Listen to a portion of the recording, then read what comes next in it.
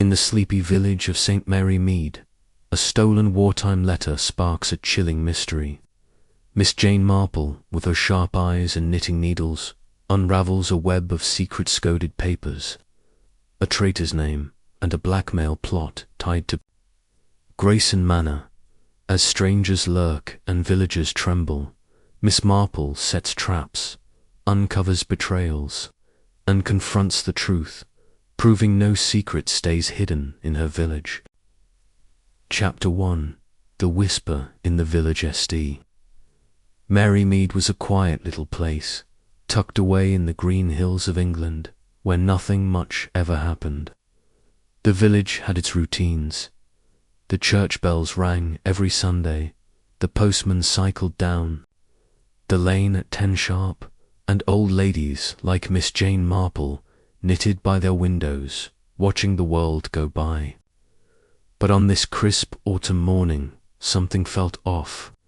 Miss Marple, with her soft white hair and sharp blue eyes, sat in her cosy parlour, her knitting needles clicking softly. She wasn't just knitting, though. She was listening to the village, which always had a way of whispering its secrets to those who paid attention. The trouble started at Mrs. Price's shop, the heart of St. Mary Mead's gossip. Miss Marple had gone there to buy a ball of wool and a tin of biscuits. The shop smelled of fresh bread and polished wood, with shelves stacked high with jars of sweets and packets of tea. Mrs. Price, a plump woman with a loud laugh, was behind the counter, chatting with young Lucy Bell, who helped out on Saturdays. Lucy was tying up a parcel for Mrs. Clement, the vicar's wife, who stood waiting with her usual flustered air. "Did you hear about the manor?" Lucy said, her voice low but excited. She glanced around as if the jars of barley sugar might eavesdrop. "They say strange folk have been coming and going at odd hours. Lights on late at night, too." Mrs. Clement adjusted her hat, her cheeks pink. "Oh, Lucy, don't start with rumours. It's probably just old Mr. Grayson fixing the place up. The manor's been empty for ages." Mrs. Price leaned over the counter, her eyes gleaming. "Not just that, Mrs. Clement. My Tom saw a big black thing, all shiny pull, up there last night. 2 men got out, didn't say a word, just went inside. Not locals, I'll tell you that." Miss Marple, standing by the shelf of sewing notions, didn't look up from the spools of thread she was inspecting, but her ears caught every word. A car at the manor, strangers at night. That wasn't the St. Mary Mead way. The village liked its habits, its familiar faces. Strangers stood out like a dropped stitch in a neat row of knitting. "Perhaps they're tenants," Miss Marple said mildly, turning to join the conversation. Her voice was gentle, like she was commenting on whether Mr. Grayson might have rented the place at last. Mrs. Price snorted. "Tenants? At Grayson Manor? That old pile of stones hasn't had a proper tenant since the war. No, Miss Marple, something's up. Mark my words." Lucy tied the parcel with a quick knot, her fingers nimble. "And there's more. My brother Jimmy said he heard voices near the manor gate last week, whispering like they didn't want to be heard. Something about a letter.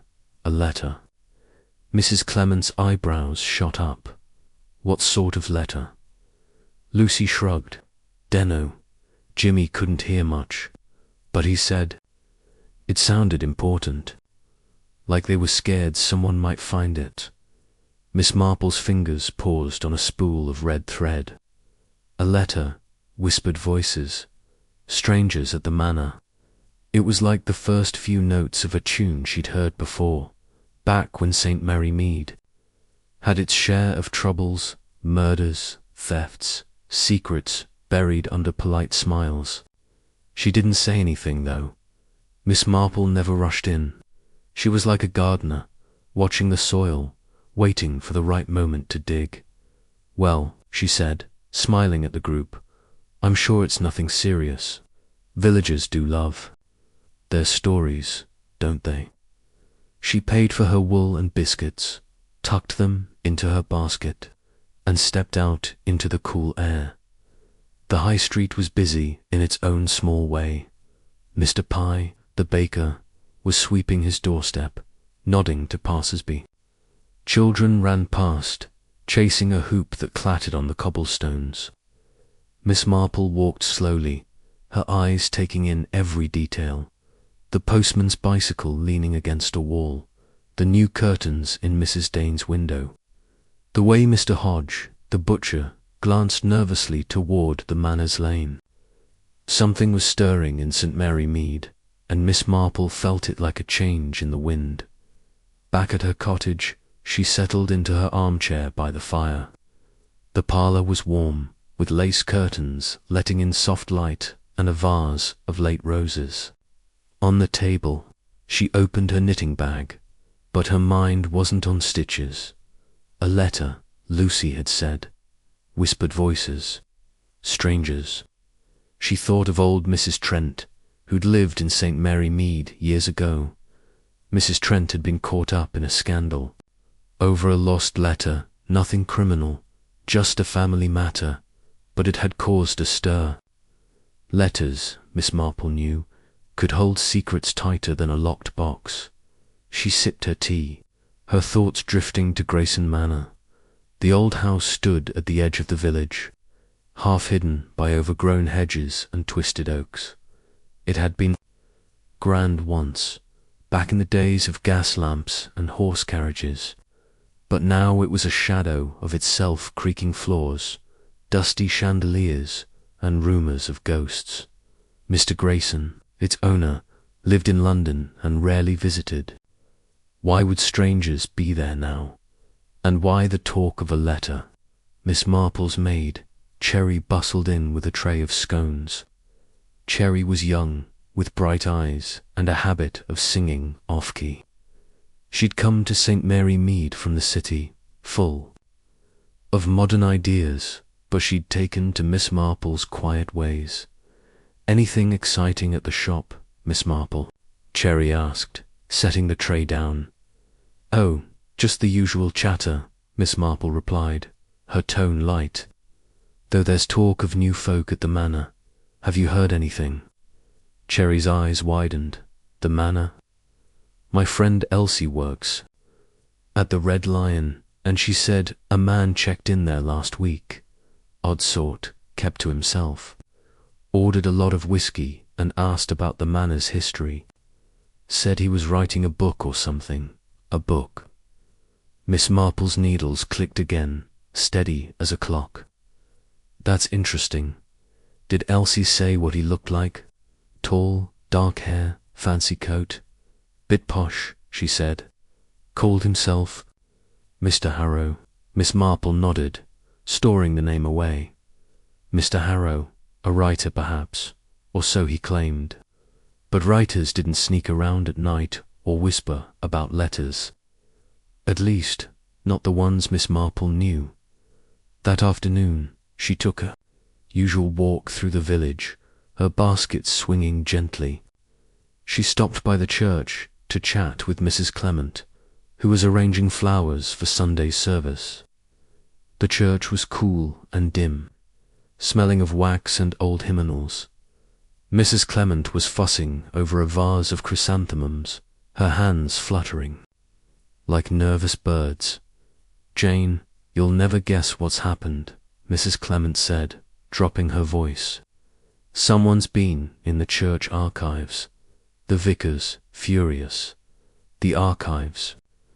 Miss Marple tilted her head, her face all polite surprise. Was something taken? A letter, of all things. An old one, from the war. It was in a box of parish records. Nothing valuable, or so we thought. But the vicar says it's gone, and the lock on the archive cupboard was forced. Miss Marple's eyes sharpened, though her smile stayed soft. How curious. Any idea who might have done it? Mrs. Clement shook her head. None, but it's unsettling, isn't it? First, the manor, now this. I don't like it, Jane. No, Miss Marple agreed. It's not very pleasant. But her mind was racing. A stolen letter from the church, whispers about a letter at the manor. 2 threads, maybe part of the same pattern. She left the church and wandered toward the manor's lane, not because she planned to snoop at least. Not yet, but because she liked to see things for herself. The lane was narrow, bordered by high hedges that rustled in the breeze. Grayson Manor loomed at the end, its grey stone walls half covered in ivy. The windows were dark, but one on the top floor flickered, like a candle had been lit, and quickly. Snuffed out Miss Marple stood there for a moment, her basket heavy on her arm. She didn't believe in ghosts, but she believed in people, and people were always up to something. She thought of her nephew Raymond, who was due to visit soon. He was a writer, full of big ideas, but he had a sharp mind for puzzles. She'd ask him to keep an eye out when he arrived. As she turned back toward home, she saw Mr. Hodge hurrying down the lane, his face pale. He tipped his hat when he saw her, but his eyes darted toward the manor. "Good afternoon, Mr. Hodge," Miss Marple called. "Lovely day for a walk, isn't it?" "Oh yes, Miss Marple," he stammered, his voice tight. "Just, checking on something." She smiled and let him go, but she noticed his hands were shaking. Mr. Hodge wasn't the nervous type, not usually. Another thread, she thought, another stitch in the pattern. Back at her cottage, the evening settled in, cool and quiet. Miss Marple sat by her fire, her knitting in her lap, but her mind was far from idle. She thought of the manor, the strangers, the stolen letter, the whispers. St. Mary Mead was a small place, but small places had big secrets. She'd seen it before: jealousy, greed, fear, all hiding behind polite smiles and cups of tea. Whatever was happening at the manor, it wasn't just a matter of new tenants or a lost letter. It was bigger, deeper, like a crack running through the village's calm surface. She picked up her knitting, her needles moving smoothly. She'd start with Mr. Harrow, the so-called writer, and she'd keep an eye on Mr. Hodge, too. People always gave themselves away, sooner or later. They couldn't help it. Miss Marple had learned that long ago, watching her neighbours, listening to their stories, seeing the little things others missed. The church clock struck 7, its chime carrying through the village. Miss Marple smiled to herself. Let the whispers spread, let the strangers come and go. She'd find the truth, one stitch at a time.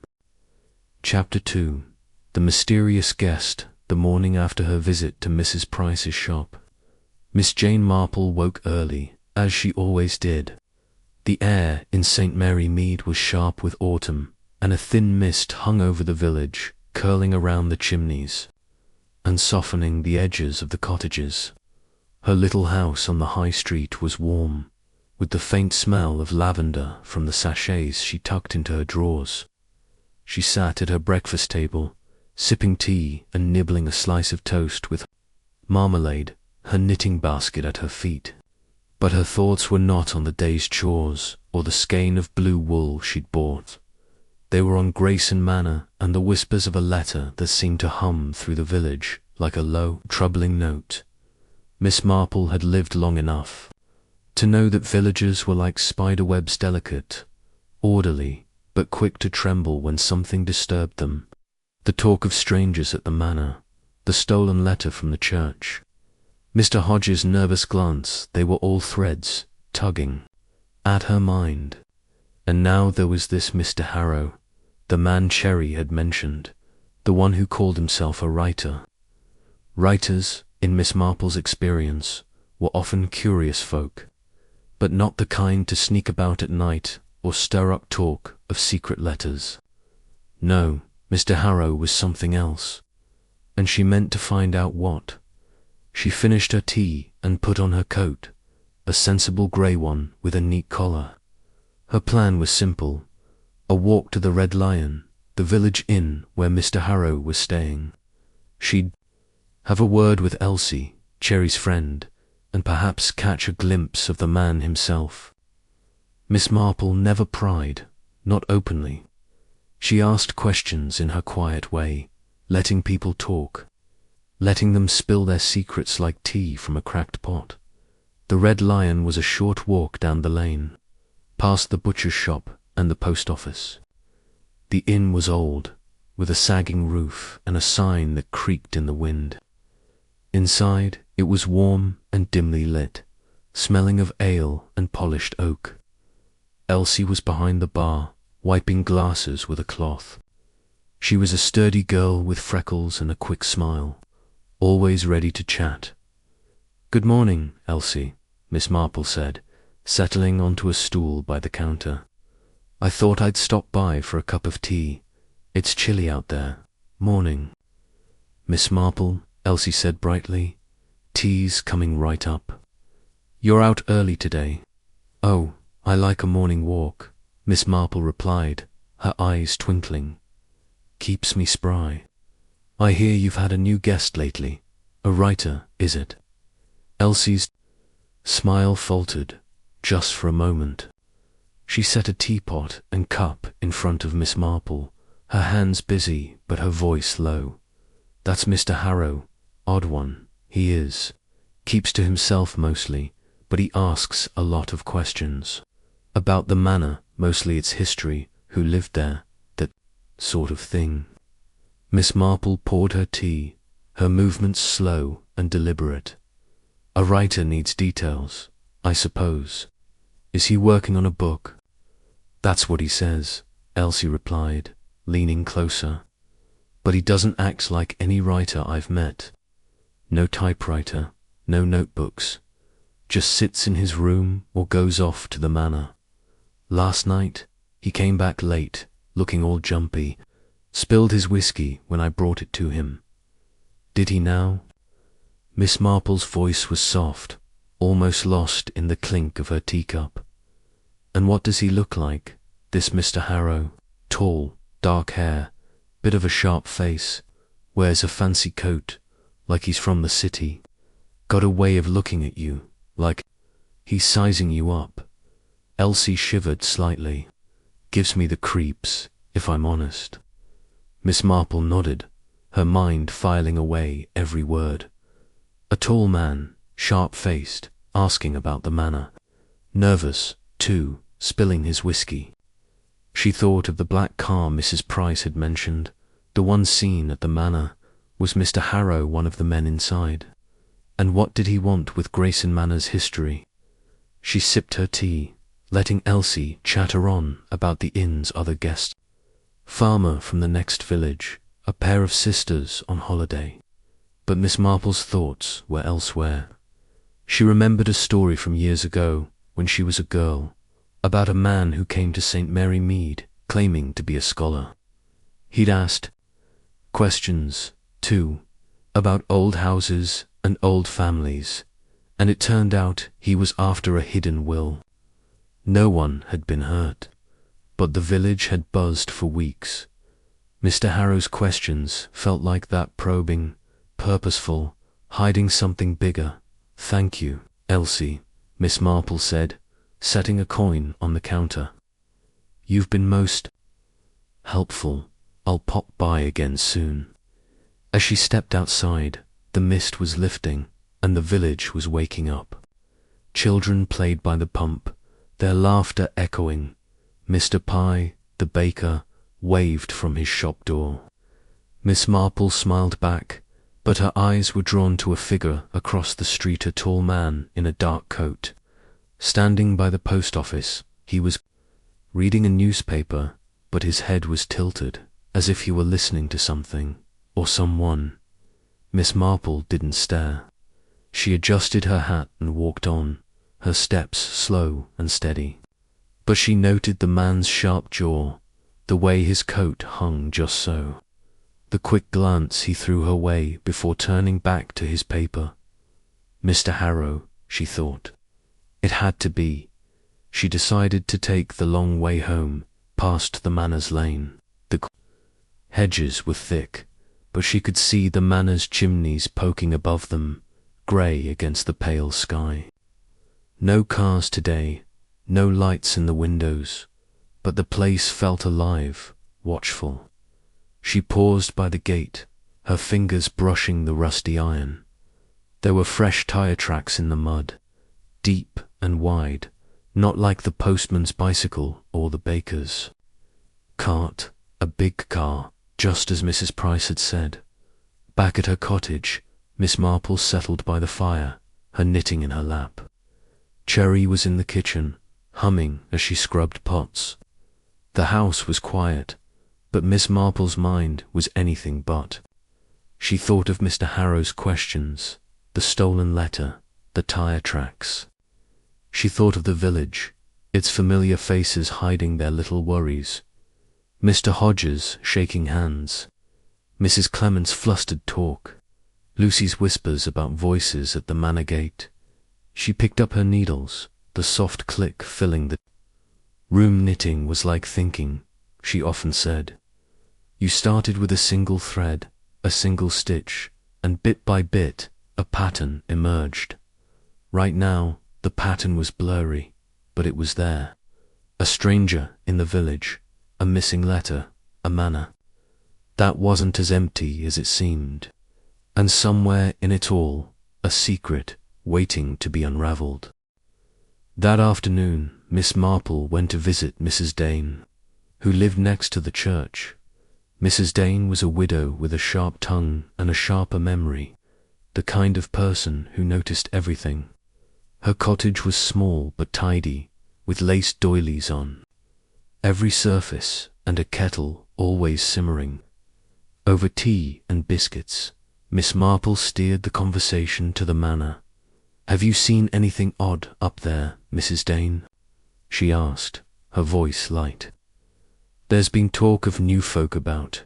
Mrs. Dane's eyes narrowed. Odd's the word for it. I saw a man last week, skulking near the manor gate. Middle of the night, I was up with my rheumatism, looking out the window. He was carrying something looked like a bag, heavy one. Went right through the gate and didn't come out. Miss Marple's fingers tightened on her teacup. A bag, you say? Did you see his face? Not clear, Mrs. Dane admitted, but he was tall, wore a long coat, moved quick, like he didn't want to be seen. Another thread, Miss Marple thought. A tall man, a long coat, sneaking into the manor. It sounded like Mr. Harrow, but she couldn't be sure. Not yet. She thanked Mrs. Dane and headed home, the village settling into evening. The lights were coming on, warm squares of yellow in the dusk. But Miss Marple's mind was on the manor, on Mr. Harrow, on the letter that seemed to tie it all together. She thought of her old friend, Sir Henry Clithering, the retired Scotland Yard man. He'd know if there were any old wartime secrets tied to St. Mary Mead. Any reason a letter might matter so much. As she reached her gate, she saw Cherry hurrying down the path, her face flushed. Miss Marple, she called, you'll never guess what Elsie just told me. That Mr. Harrow, he's been asking about you, about me. Miss Marple's eyebrows rose, but her voice stayed calm. What did he want to know? Just who you were, what you did. Elsie said he seemed real curious, like he was fishing for something. Miss Marple smiled, but her eyes were sharp.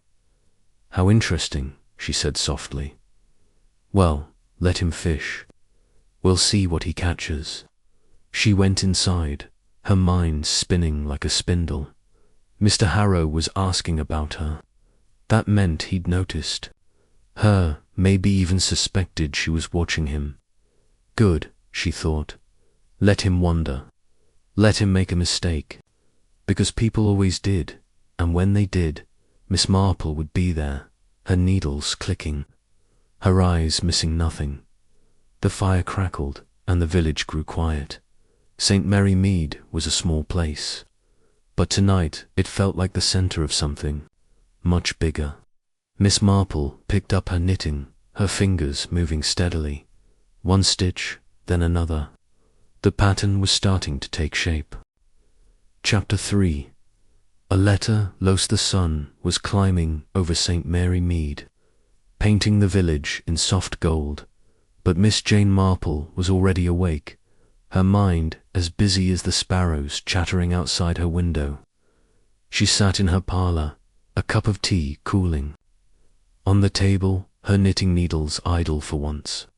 The talk of Mr. Harrow and the strange goings-on at Grayson Manor had kept her up late, turning over the threads of gossip she'd gathered, the black car, the whispered voices, the man in the long coat sneaking through the manor gate, and now the stolen letter from the church archives, mentioned by Mrs. Clement yesterday, was tugging at her thoughts like a loose stitch. Letters, Miss Marple knew, were never just paper and ink. They carried promises, threats, secrets, sometimes all three. She decided to visit the vicarage that morning. Mrs. Clement would be flustered, no doubt, but she might let slip more details about the missing letter. Miss Marple put on her best hat, a neat black one with a small feather, and took her basket as if she were just popping by for a friendly chat. The village was stirring as she stepped out, Mr. Pye sweeping his bakery doorstep, the postman rattling by on his bicycle, children skipping toward the schoolhouse. But there was a tension in the air, like the stillness before a storm. Miss Marple felt it in the quick glances people threw toward the Manners Lane, the way voices hushed when she passed. The vicarage was a rambling old house next to the church, with roses climbing the walls and a gate that squeaked. Mrs. Clement was in the garden, snipping dead blooms with a pair of rusty shears. Her face was pink, her hair escaping its pins, and she looked as if she hadn't slept well. "Jane, oh, how lovely," Mrs. Clement said, dropping the shears into a basket. Come in, come in. I'm all at 6s and 7s today." Miss Marple smiled, following her into the vicarage's cluttered parlour. The room smelled of polish and old books, with a tray of half-eaten scones on the table. "I heard about the trouble at the church," she said gently, settling into a chair. "Stolen letter, wasn't it? How dreadful." Mrs. Clement's hands fluttered to her throat. "Oh, Jane, it's awful." The vicar's beside himself. "It was just an old letter, you see, from the war years, tucked away in the archives. We didn't even know it was important until it was gone." Miss Marple tilted her head, her eyes soft, but sharp. "From the war, you say? Was it about someone in the village?" Mrs. Clement hesitated, her fingers twisting a handkerchief. "Well, we're not sure. The vicar says it was in a box of parish records, letters from 1943 or so. Something about the Home Guard, I think. But the lock on the archive cupboard was broken, clean snapped. Who would do such a thing?" Miss Marple sipped her tea, her mind racing. The Home Guard. That was interesting. St. Mary Mead had been a quiet place during the war, but even quiet places had their secret soldiers passing through, whispers of spies, coded messages hidden in everyday things. She remembered old Mr. Tate, who'd been in the Home Guard, always muttering about important papers he'd handled. Could the stolen letter be one of those? "Do you know what was in it?" she asked, her voice as mild as milk. Mrs. Clement shook her head. "Not really. The vicar glanced at it once, years ago, said it was full of names and numbers, like a list. He thought it was just wartime nonsense, nothing worth stealing, but now she trailed off, her eyes wide. Jane, you don't think it's connected to that business at the manor, do you? Miss Marple smiled, patting her hand. Oh, I'm sure it's nothing so dramatic.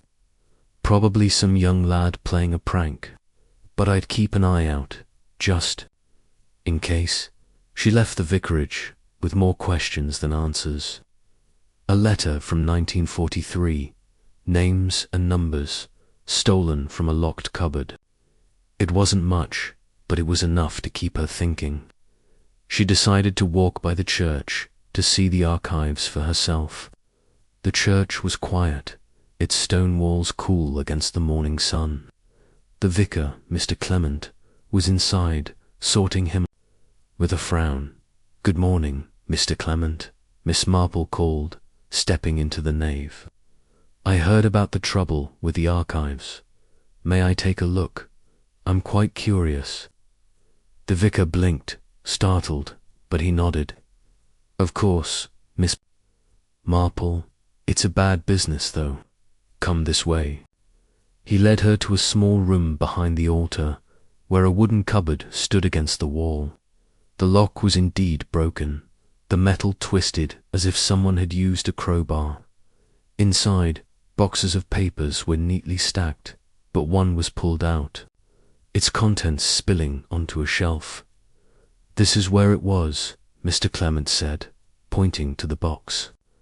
Just an old letter, nothing special. I can't imagine why anyone would want it. Miss Marple peered at the box, her eyes catching a faint smudge on the shelf of fingerprint, perhaps, or a smear of dirt. She didn't touch it, but she noted. It was anything else taken? She asked. No, just the letter. Strange, isn't it?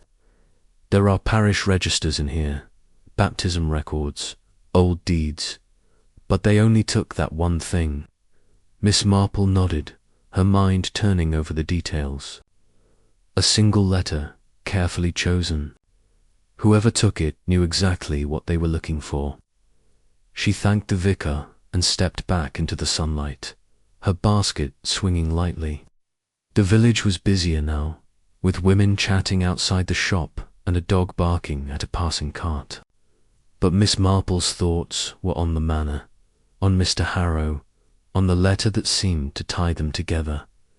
She decided to visit Mrs. Price's shop again, to see if any new gossip had surfaced. The shop was crowded, with Lucy Bell tying parcels and Mrs. Price bustling about, her apron dusted with flour. Miss Marple bought a packet of tea and lingered by the counter, listening as Mrs. Price chatted to a customer. It's that manor, I tell you, Mrs. Price was saying. My Tom saw another car last night, same black one, parked right by the gate, bold as brass. And he heard voices, again men's voices, low and quick. Miss Marple's ears pricked up. Another car, she said, her voice all innocent surprise. My, that manor's getting lively. Mrs. Price turned to her, eager to share. Lively's the word, Miss Marple. Tom says he saw a man get out, tall fellow in a dark coat, went straight into the manor like he owned the place. And there was someone else with him, shorter, with a hat pulled low. Looked sneaky, Tom said. Miss Marple nodded, her mind fitting the pieces together. A tall man in a dark coat, Mr. Harrow, most likely. But who was the other? And what were they doing at the manor, night after night? She thought of the stolen letter, the home guard, the whispers of a secret. It was like a puzzle, with half the pieces still hidden. She left the shop and walked toward the manor's lane, her steps slow but purposeful. The hedges were thick, the air heavy with the smell of damp leaves. She didn't go to the gate this time, just stood at the corner, where she could see the manor's chimneys and the dark windows. There was no car today, no sign of life, but the place felt watchful, as if it were holding its breath as she turned back. She saw Mr. Hodge, the butcher, coming down the lane. His face was pale, his hands stuffed deep in his pockets. He stopped. When he saw her, his eyes flickering toward the manor. "Good morning, Mr. Hodge," Miss Marple said brightly. "Out for a stroll?" He nodded, his smile forced. "Just, stretching my legs, Miss Marple. Fine day for it." "Indeed," she said, watching him closely. His hands were trembling again, just as they had yesterday. "The manor's been busy lately, hasn't it? All these visitors." Mr. Hodge's face tightened. "Visitors? Oh, I wouldn't know about that. Just passing by, you know." He tipped his hat and hurried off, his steps quick and uneven. Miss Marple watched him go, her mind clicking like her knitting needles. Mr. Hodge was scared, that much was clear, but of what, or whom? She thought of the letter, the manor, the voices in the night. She thought of Mr. Harrow asking about her at the Red Lion. The pattern was growing, stitch by stitch, but it was still incomplete. Back at her cottage, she sat by the fire, her knitting in her lap. Cherry was in the kitchen, singing softly as she peeled potatoes. Miss Marple picked up her needles, the familiar rhythm calming her thoughts. She needed more information, more threads to weave together. She'd write to Sir Henry Clithering tonight, asking if he knew anything about wartime letters or secrets in St. Mary Mead, and she'd keep an eye on Mr. Harrow, and Mr. Hodge, and the manor. The village clock struck noon, its chime drifting. Through the open window, Miss Marple smiled to herself. Secrets never stayed hidden for long, not in St. Mary Mead. People talked, people slipped, and she was always there, listening, watching, knitting the truth together, one careful stitch at a time. Chapter 4. Shadows at the manor. The village of St. Mary Mead woke to a Saturday morning bathed in pale sunlight, the kind that made the dew sparkle on the grass and the rooftops gleam. Miss Jane Marple stood at her parlour window, her sharp blue eyes scanning the high street as she sipped her morning tea. The village looked peaceful, with smoke curling from chimneys and the postman's bicycle wobbling down the lane. But Miss Marple's thoughts were far from peaceful. The stolen letter from the church, the whispers of strangers at Grayson Manor, Mr. Harrow's curious questions about her, and Mr. Hodge's trembling hands, they were all pieces of a puzzle, and she was determined to fit them together. Today was the village fete, held every autumn on the grounds of Grayson Manor. It was the perfect chance to see the manor up close, to watch its visitors, and perhaps to catch a glimpse of Mr. Harrow himself. Miss Marple put on her best coat, a warm brown one with a velvet collar, and tucked her knitting into her basket. She never went anywhere without her knitting. It was her excuse to linger, to listen, to notice the things others missed. The fete was in full swing by the time she reached the manor. The lawn was dotted with stalls selling jam, cakes, and knitted scarves. Children ran about, clutching toffee apples, while the vicar manned a tambola stand, his face red from shouting prizes. The manor itself loomed in the background, its grey stone walls half hidden by ivy, its windows dark and uninviting.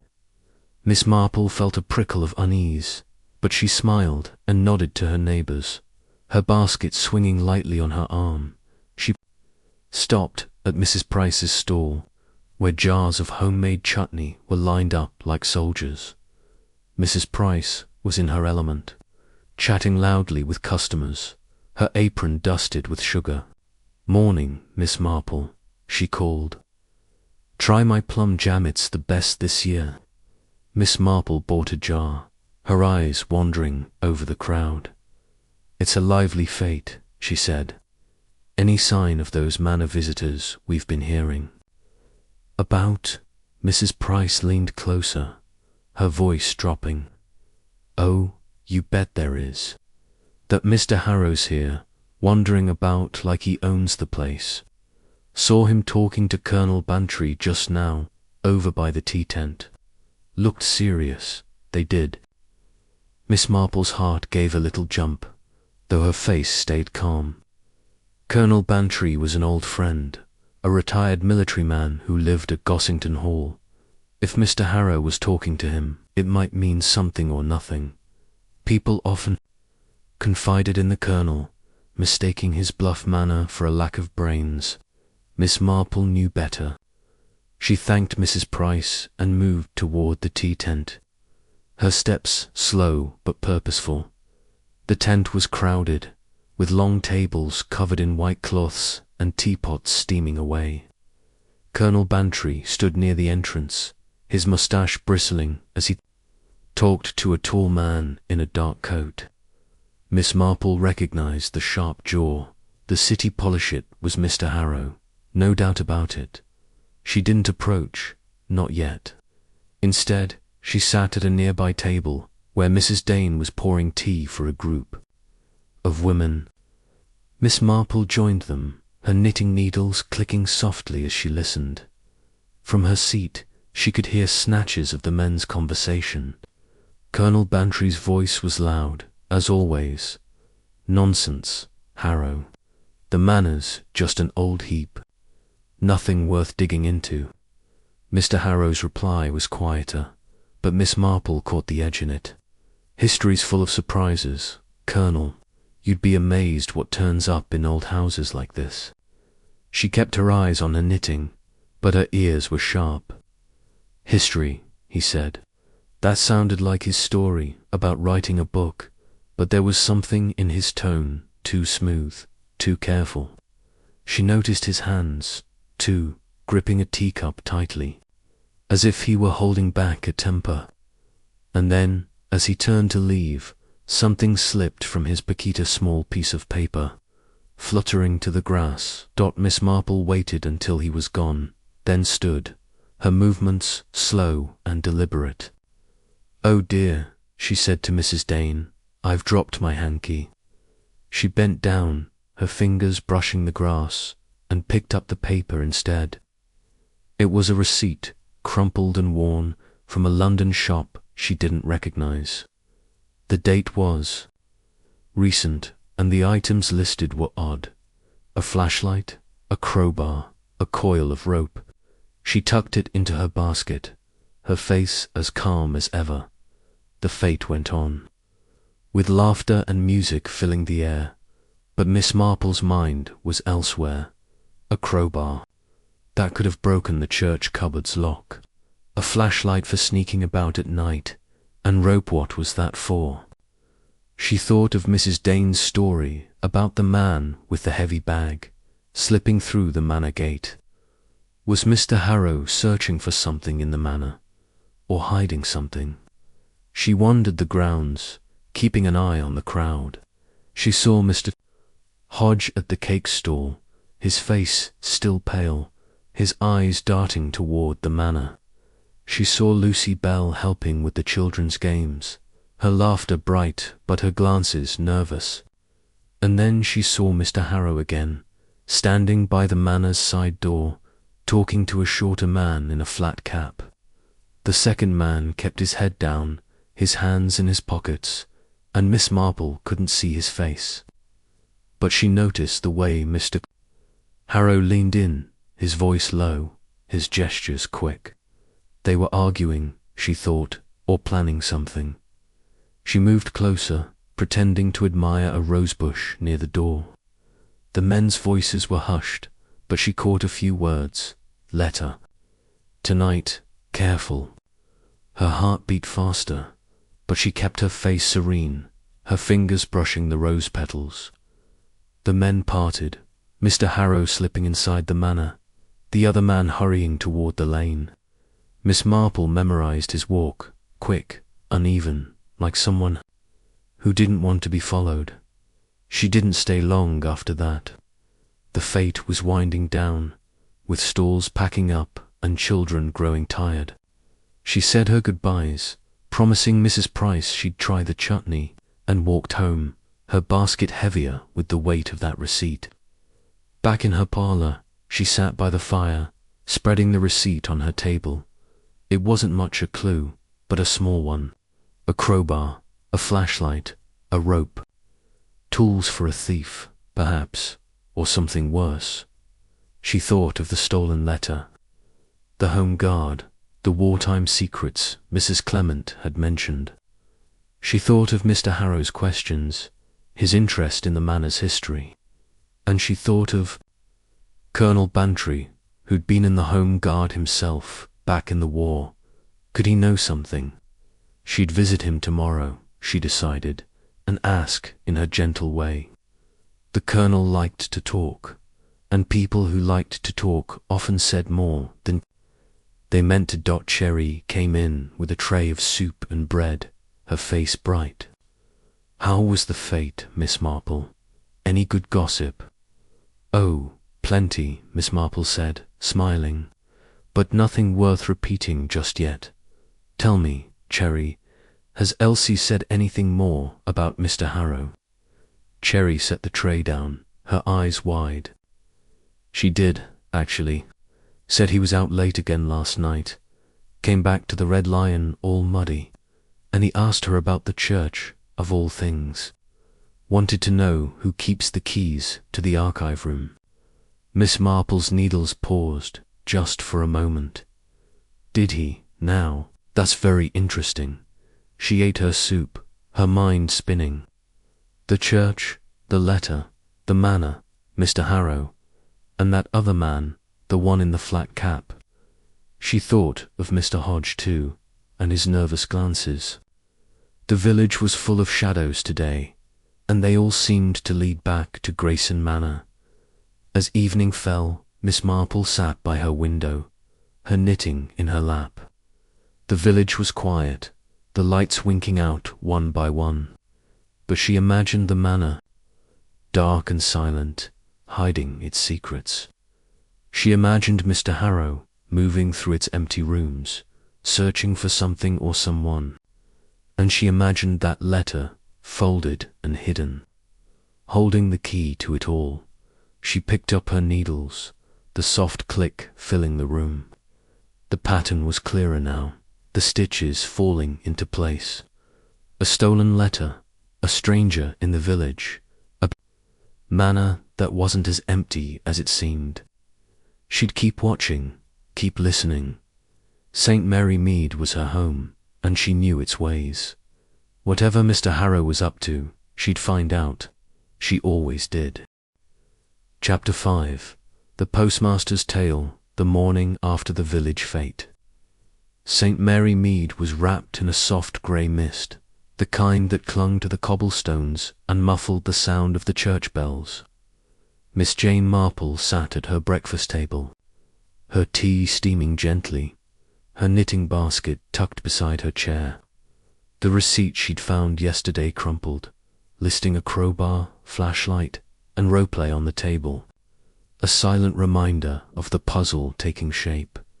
Mr. Harrow's sharp face, his whispered talk of a letter, the stolen church document, and the nervous glances of Mr. Hodge all swirled in her mind like threads waiting to be woven. Today, she decided, she'd visit the post office. Mrs. Price had mentioned voices near the manor gate, and Lucy Bell had spoken of a letter. The post office, where letters came and went, seemed a good place to tug at the next thread. Miss Marple put on her coat, a warm wool one with a tartan scarf, and picked up her basket. The village was quiet as she stepped out, the mist swirling around the lampposts. The post office was a small brick building on the high street, its window cluttered with notices about parcel rates and wartime savings bonds.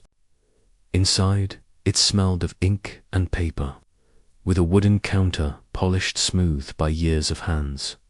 Mr. Blake, the postmaster, stood behind it, sorting letters with quick, practiced fingers. He was a thin man, nearing 60, with wire-rimmed glasses. and a habit of humming tunelessly. "Good morning, Mr. Blake," Miss Marple said, her voice bright and neighbourly. "I thought I'd pop in for some stamps, and perhaps a chat. It's been a while." Mr. Blake looked up, his smile polite but distracted. "Morning, Miss Marple. Stamps, is it? How many?" "6, please," she said, setting her basket on the counter. "The village seems busy lately, doesn't it? All this talk about the manor." Mr. Blake's fingers paused, just for a moment, as he slid the stamps across. "The manor, oh, just gossip, I expect. Folks always make a fuss about nothing." Miss Marple tilted her head, her eyes soft but watchful. "Perhaps, though I heard something about a letter mentioned at the fete. And then there's the one stolen from the church. Curious, isn't it?" Mr. Blake's face tightened, his glasses slipping down his nose. "Stolen letter? I wouldn't know about that. I just sort the mail, Miss Marple.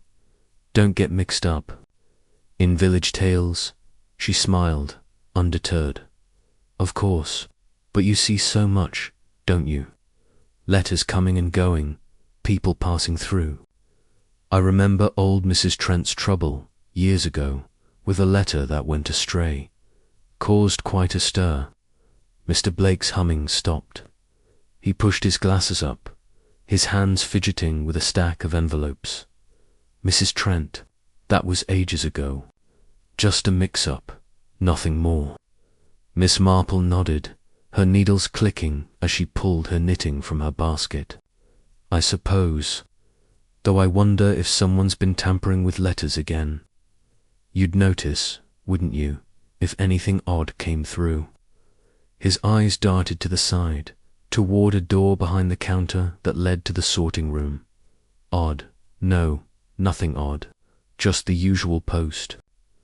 But his voice was too quick, his fingers too restless.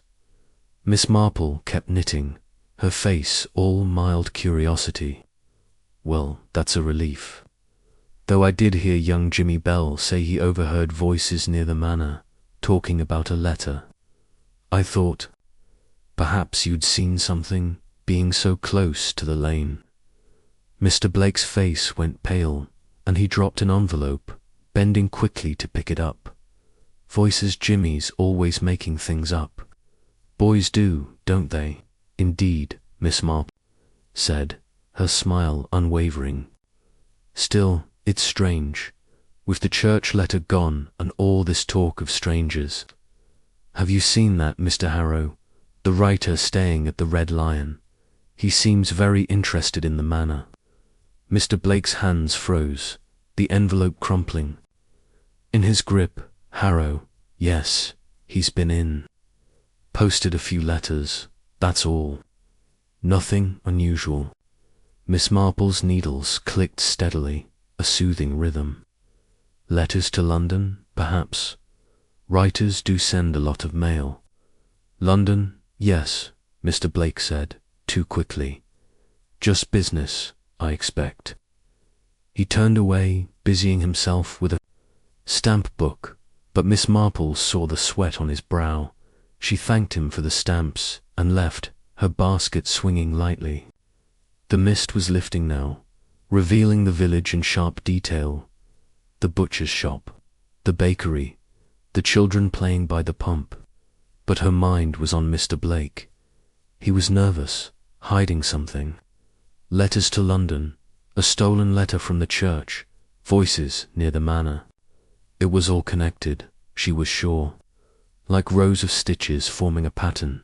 She decided to walk past the manor's lane again, just to clear her thoughts. The hedges were damp, the air heavy with the smell of earth and leaves. The manor stood, silent, its windows like closed eyes. But as she passed the gate, she noticed something in the mud, a cigarette butt, fresh, not yet softened by the wet ground. She didn't pick it up, but she noted the brand, a city kind, not the sort Mr. Hodge or the local men smoked. Back at her cottage, Miss Marple settled by the fire, her knitting in her lap. Cherry was in the kitchen, clattering dishes and singing. Off-key. Miss Marple spread the receipt from the fete on her table, next to her teacup, a crowbar, a flashlight, a rope.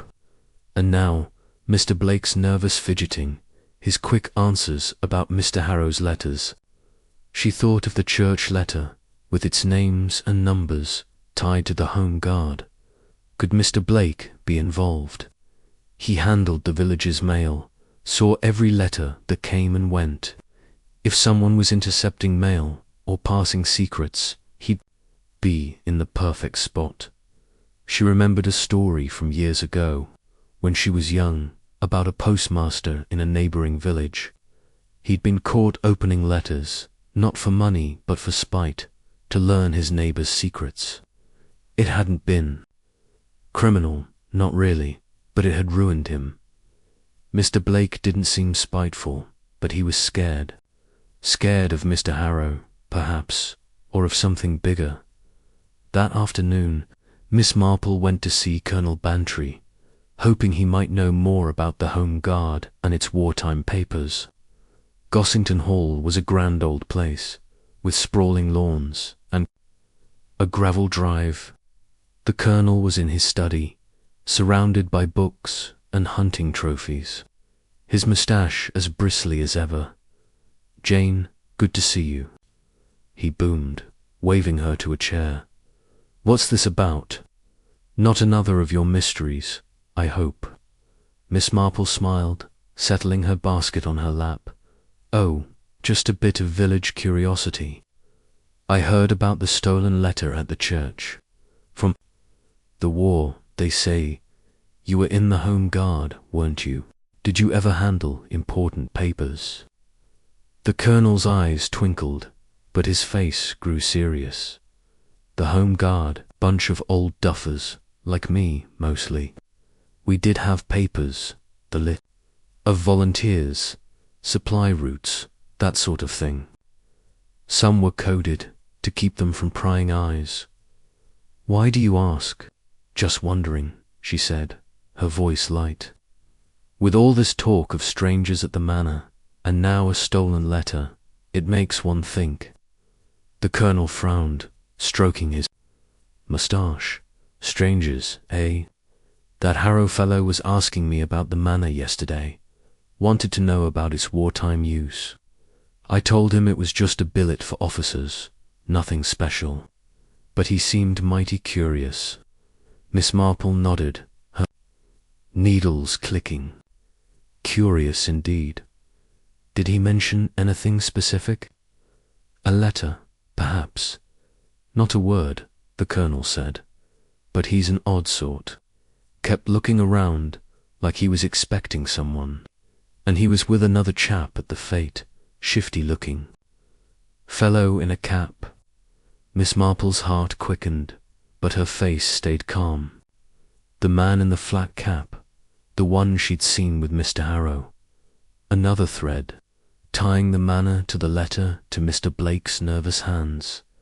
She thanked the Colonel and walked home, the village settling into dusk. The lights were coming on, warm and yellow in the fog. But Miss Marple's mind was on the post office, the manor, the cigarette butt by the gate. She thought of Mr. Blake, sorting letters, maybe keeping some back. She thought of Mr. Harrow, asking about her, sending mail to London. And she thought of the letter stolen from the church, holding secrets from a war long over. As she reached her cottage, Cherry met her at the door, her face flushed. "Miss Marple, Elsie just phoned. She says Mr. Harrow was at the Red Lion again, asking about the post office this time. Wanted to know when Mr. Blake locks up at night." Miss Marple's eyes sharpened, though her smile was soft. "Did he, now? Well, that's very interesting." She sat by her fire, her knitting in her hands. The village was quiet, but she could feel its secrets stirring, like ripples under the surface. Mr. Blake was hiding something. and Mr. Harrow was circling closer. The letter, the manner, the voices, they were all part of the same pattern, and Miss Marple was determined to see it. Through Dot, her needles clicked, steady and sure. One stitch at a time, she thought. That's how you unravel a secret. Chapter 6. A glimpse of treason. The mist had cleared from St. Mary Mead by Sunday morning, leaving the village bathed in crisp autumn light.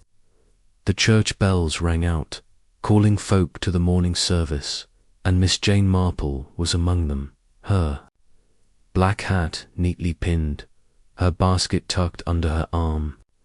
She walked slowly down the high street, nodding to neighbours, her eyes taking in every detail: the postman's bicycle propped against a wall, the new sign in Mr. Pye's bakery window, the way Mrs. Dane hurried past with a nervous glance toward the Manners Lane. The village seemed calm, but Miss Marple felt the undercurrent of unease, like a snag in a smooth piece of knitting. The stolen letter, Mr. Harrow's questions, Mr. Blake's fidgeting, and the receipt with its odd list of tools, they were all stitches in a pattern, and she was beginning to see its shape. At church, she sat in her usual pew, her hands folded over her prayer book, but her mind was not on the hymns. She thought of the letter stolen from the church archives, full of names and numbers from the war, tied to the Home Guard.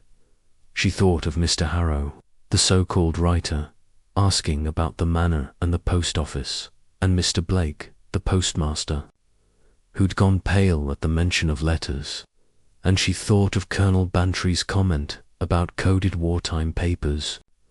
There was a secret here, something bigger than village gossip, and Miss Marple meant to unravel it. After the service, she lingered in the churchyard, chatting with Mrs. Clement while keeping an eye on the crowd. Mr. Blake was there, standing by the gate, his glasses glinting as he talked to Mr. Hodge. Both men looked tense, their heads close together, their voices low. Miss Marple noted it, her face all polite smiles as she complimented Mrs. Clement's flower arrangements. As the crowd thinned, she saw a familiar figure approaching Sir Henry Clithering, her old friend from Scotland Yard, retired now but still sharp as a tack.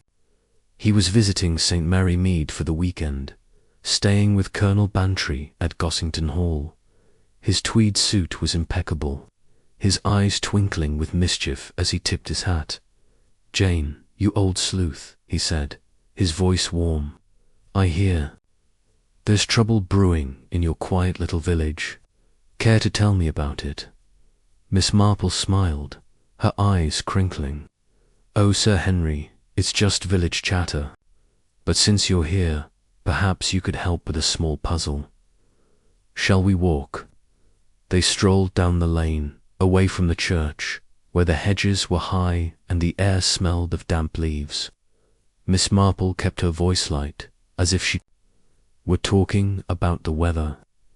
"There's been a theft at the Churcher letter from the war years, and some odd goings-on at Grayson Manor.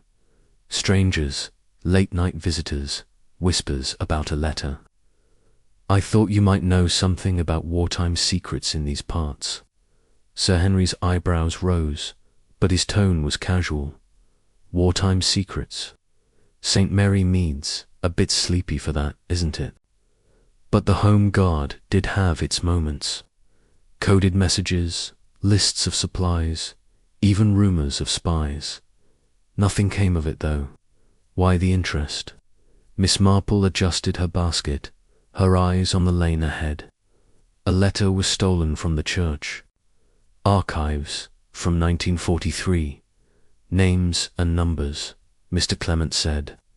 "And there's a man, Mr. Harrow, staying at the Red Lion, asking about the manor's history. He's been seen with another fellow, and the postmaster's acting nervous. It feels connected." Sir Henry stopped walking, his face serious. A letter from 43. That's interesting. During the war, there were whispers about a network passing information, nothing big. Just local chatter that got out of hand. Some thought it was treason, but it was likely just careless talk. The Home Guard kept records, though, and some were sensitive. Names of informants, supply routes, that sort of thing. If a letter like that was stolen, it might mean someone's digging up old dirt. Miss Marple's heart quickened, but her voice stayed calm. Treason, you say? That's a strong word. Could such a letter still matter after all these years? Sir Henry shrugged, but his eyes were sharp. Depends on what's in it. Names, maybe people who'd rather stay forgotten. Or codes pointing to something hidden. If someone's after it now, they might be looking to sell it or use it for blackmail. Miss Marple nodded, her mind racing. Blackmail, the fit with Mr. Blake's nerves. Mr. Hodge's trembling hands, the secretive meetings at the manor. She thought of the receipt crowbar, flashlight, rope and Mr. Harrow's questions about the post office. Was he searching for the letter or something it led to? And who was the man in the flat cap, his face always hidden? They reached her cottage, and Sir Henry paused at the gate. Jane, you're up to something, aren't you? Be careful. If this is about old wartime secrets, it could be dangerous. She smiled, patting his arm. Oh, I'm just an old lady with too much time on her hands. But I'll keep my eyes open. Inside, she settled by the fire, her knitting in her lap. Cherry was out, visiting Elsie at the Red Lion, so the house was quiet. Miss Marple spread the receipt on her table, next to a notepad where she jotted down names. Mr. Harrow, Mr. Blake, Mr. Hodge, the man in the flat cap. She added Sir Henry's words about treason and coded messages. The pattern was growing clearer, but it was still incomplete, like a shawl with half its stitches missing. That afternoon, she decided to visit the post office again to see if Mr. Blake might let slip more. The mist had returned, cloaking the village in a soft haze. The post office was empty when she arrived, except for Mr. Blake, who was sorting parcels behind the counter. His glasses were smudged, his hands unsteady as he stacked boxes. Afternoon, Mr. Blake, Miss Marple said, her voice warm. I forgot to post a letter yesterday. Silly of me. Have you been busy? He jumped slightly, his glasses slipping. Busy? Oh no. Just the usual letters, parcels, you know. But his eyes darted to the sorting room door, and Miss Marple noticed a new lock on it, shiny and strong. She bought a stamp, lingering as she tucked it into her basket. I saw Sir Henry Clithering today, she said casually.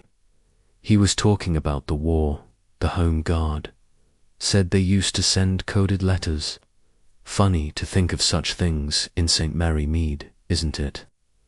Mr. Blake's face went white, and he dropped a parcel, the thud loud in the quiet shop. Coded letters. I wouldn't know about that. Just fairy tales, probably. Miss Marple smiled, her needles clicking. Probably. Though with that letter stolen from the church, one wonders. Have you had any odd mail lately? Anything out of the ordinary? His hands shook as he pushed the parcel aside. No, nothing. Just the usual. But his voice cracked, and he turned away, pretending to sort envelopes. Miss Marple thanked him and left, her mind buzzing. Mr. Blake was hiding something to do with letters, maybe even the stolen one. She thought of Sir Henry's talk of treason, of coded messages that could still matter. Was Mr. Blake intercepting mail for Mr. Harrow? Or was he caught in something bigger, something that scared him? As she walked home, she passed the Manners Lane. The gate was closed, but she saw fresh tire tracks in the mud, deep and wide, and there, caught in a hedge, was another cigarette butt, the same city brand she'd seen before. She didn't touch it, but she memorized its place, her eyes scanning the Manor's dark windows. Someone was there, she was sure, watching, waiting. Back at her cottage, Cherry was home, bustling in the kitchen. Miss Marple, Elsie says Mr. Harrow was at the Red Lion again, asking about the church keys, and he was with that other man, the one in the cap. They left in a hurry, headed toward the manor. Miss Marple's eyes sharpened, though her smile was soft. Did they, now? That's very interesting. She sat by her fire, her knitting in her hands. The village was settling into evening, the lights glowing through the mist. But Miss Marple's thoughts were on the manor, the letter, the men who moved in shadows. She thought of treason, of secrets buried in the war, of a letter that could still stir trouble. The pattern was taking shape, stitch by stitch, and she was closer to seeing it whole. Her needles clicked, steady and sure. Whatever Mr. Harrow and his friend were after, she'd find it. St. Mary Mead was her village, and no secret stayed hidden from Jane Marple for long. Chapter 7. The Colonel's secret. The sun hung low over St. Mary Mead, casting long shadows across the village as Monday morning unfolded. Miss Jane Marple sat in her cosy parlour, her tea cooling on the table, her knitting needles still for once. The fire crackled softly, and outside the village hummed with its usual rhythm, children laughing by the pump, the postman's bicycle rattling down the lane, Mr. Pye sweeping his bakery doorstep. But Miss Marple's mind was far from the village's calm surface. The stolen letter from the church, Mr. Harrow's sneaky questions, Mr. Blake's nervous fidgeting, and Sir Henry's talk of wartime treason swirled in her thoughts like a tangled skein of wool. And then there was Colonel Bantry, who'd been in the Home Guard and had spoken to Mr. Harrow at the fete. His bluff, hearty manner didn't fool Miss Marple. She'd seen his eyes sharpen when the manor was mentioned. He knew something, and she meant to find out what. She put on her warmest coat, a navy one with a neat brooch, and tucked her knitting into her basket. Gossington Hall, where the Colonel lived, was a short walk past the church and the Manners Lane. It was a grand old place, with ivy-covered walls and a gravel drive that crunched underfoot. Miss Marple walked slowly, her eyes taking in the village, the new curtains in Mrs. Dane's window, the way Mr. Hodge hurried past with his head down, the fresh tire tracks in the mud near the manor gate. The cigarette butts she'd seen before were gone, swept away or taken, but she noted their absence. Someone was covering their tracks. At Gossington Hall. The maid showed her into the Colonel's study, a room stuffed with books, maps, and old hunting rifles. Colonel Bantry was at his desk, peering at a newspaper through his spectacles, his moustache bristling like a hedgehog. He looked up with a grin, tossing the paper aside. "Jane Marple, as I live and breathe," he boomed. "What brings you here? Not another of your mysteries, I hope." Miss Marple smiled, settling into a leather chair, her basket on her lap. "Oh, just a neighbourly visit, Colonel, though I did want to ask about the fate. You were talking to that Mr. Harrow, weren't you? He seems quite interested in the manor." The Colonel's grin faded just for a moment. He leaned back, his fingers drumming on the desk. "Harrow, odd fellow. Kept asking about the manor's wartime days. Said he was writing a book, but I didn't buy it. Too cagey, if you ask me." Miss Marple's needles clicked softly as she pulled out her knitting. "Cagey, you say? What did he want to know?" The colonel shrugged, but his eyes were wary. Oh, this and that. Who lived there? What it was used for? I told him it was just a billet for officers, nothing exciting. But he kept pressing, wanted to know about papers, records, anything left behind. Miss Marple's heart quickened, but her face stayed calm. Papers, like the letters stolen from the church, perhaps. Sir Henry mentioned the Home Guard kept coded records. You were part of that, weren't you? The colonel's fingers stopped drumming. He pushed his spectacles up, his voice gruff. The Home Guard. Bunch of old codgers playing soldier. We had lists, shore volunteers, supplies, that sort of thing. Some were coded to keep them safe. But that was years ago, Jane. Water under the bridge. She nodded, her needles moving steadily. Of course, though it's strange, isn't it? A letter stolen now, after all this time. And Mr. Harrow asking questions. Did you ever see anything unusual during the war? Anything that might matter today? The colonel's face tightened, and he stood, pacing to the window. Unusual? Not really. There were rumors, mind you talk, of spies, secret messages. Some thought the manor was used for more than just billets. But it was all nonsense, or so I thought. Miss Marple's eyes followed him, her voice soft. Rumors can be stubborn things. What sort of talk was there? He turned, his mustache twitching. Oh, just village chatter. Some said coded letters. Went through the manor, orders from higher-ups. Others thought there was a traitor, someone passing secrets to the enemy. Never proved, of course. The war ended, and we all moved on. Miss Marple's needles paused, just for a moment. A traitor. That word again, echoing Sir Henry's talk of treason.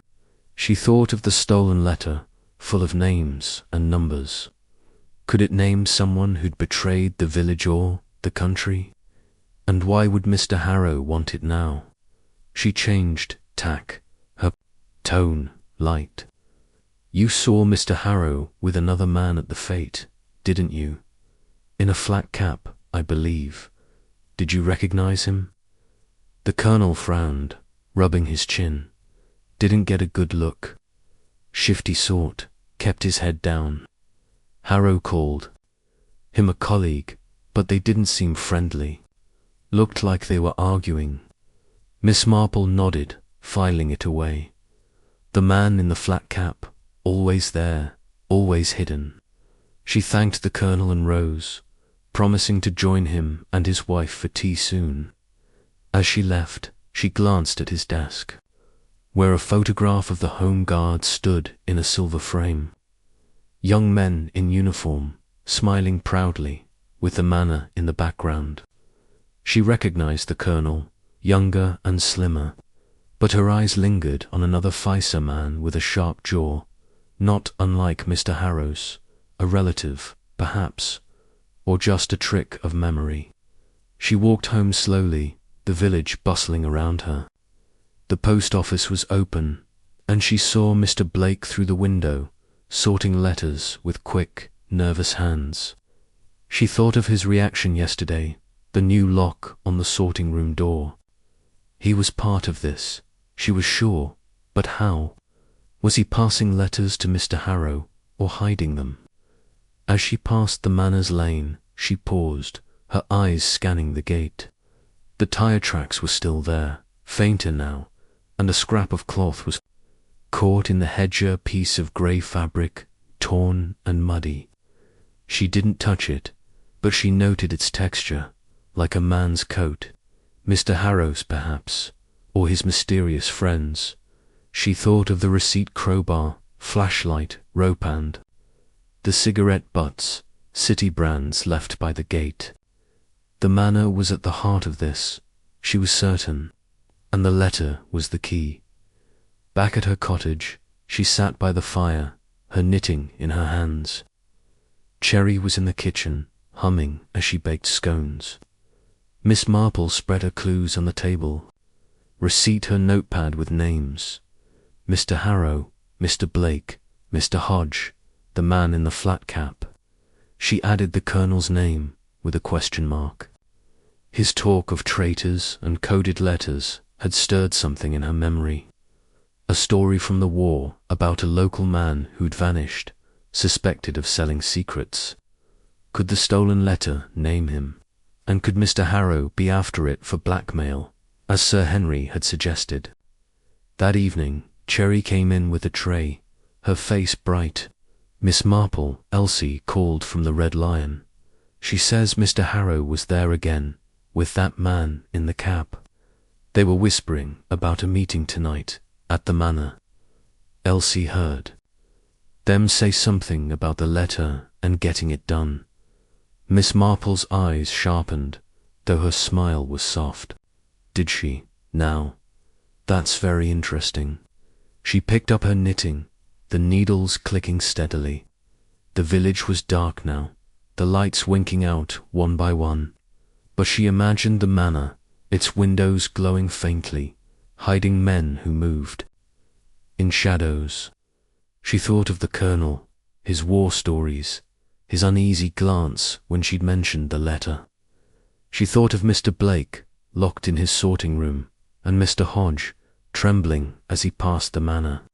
And she thought of Mr. Harrow, always asking, always watching.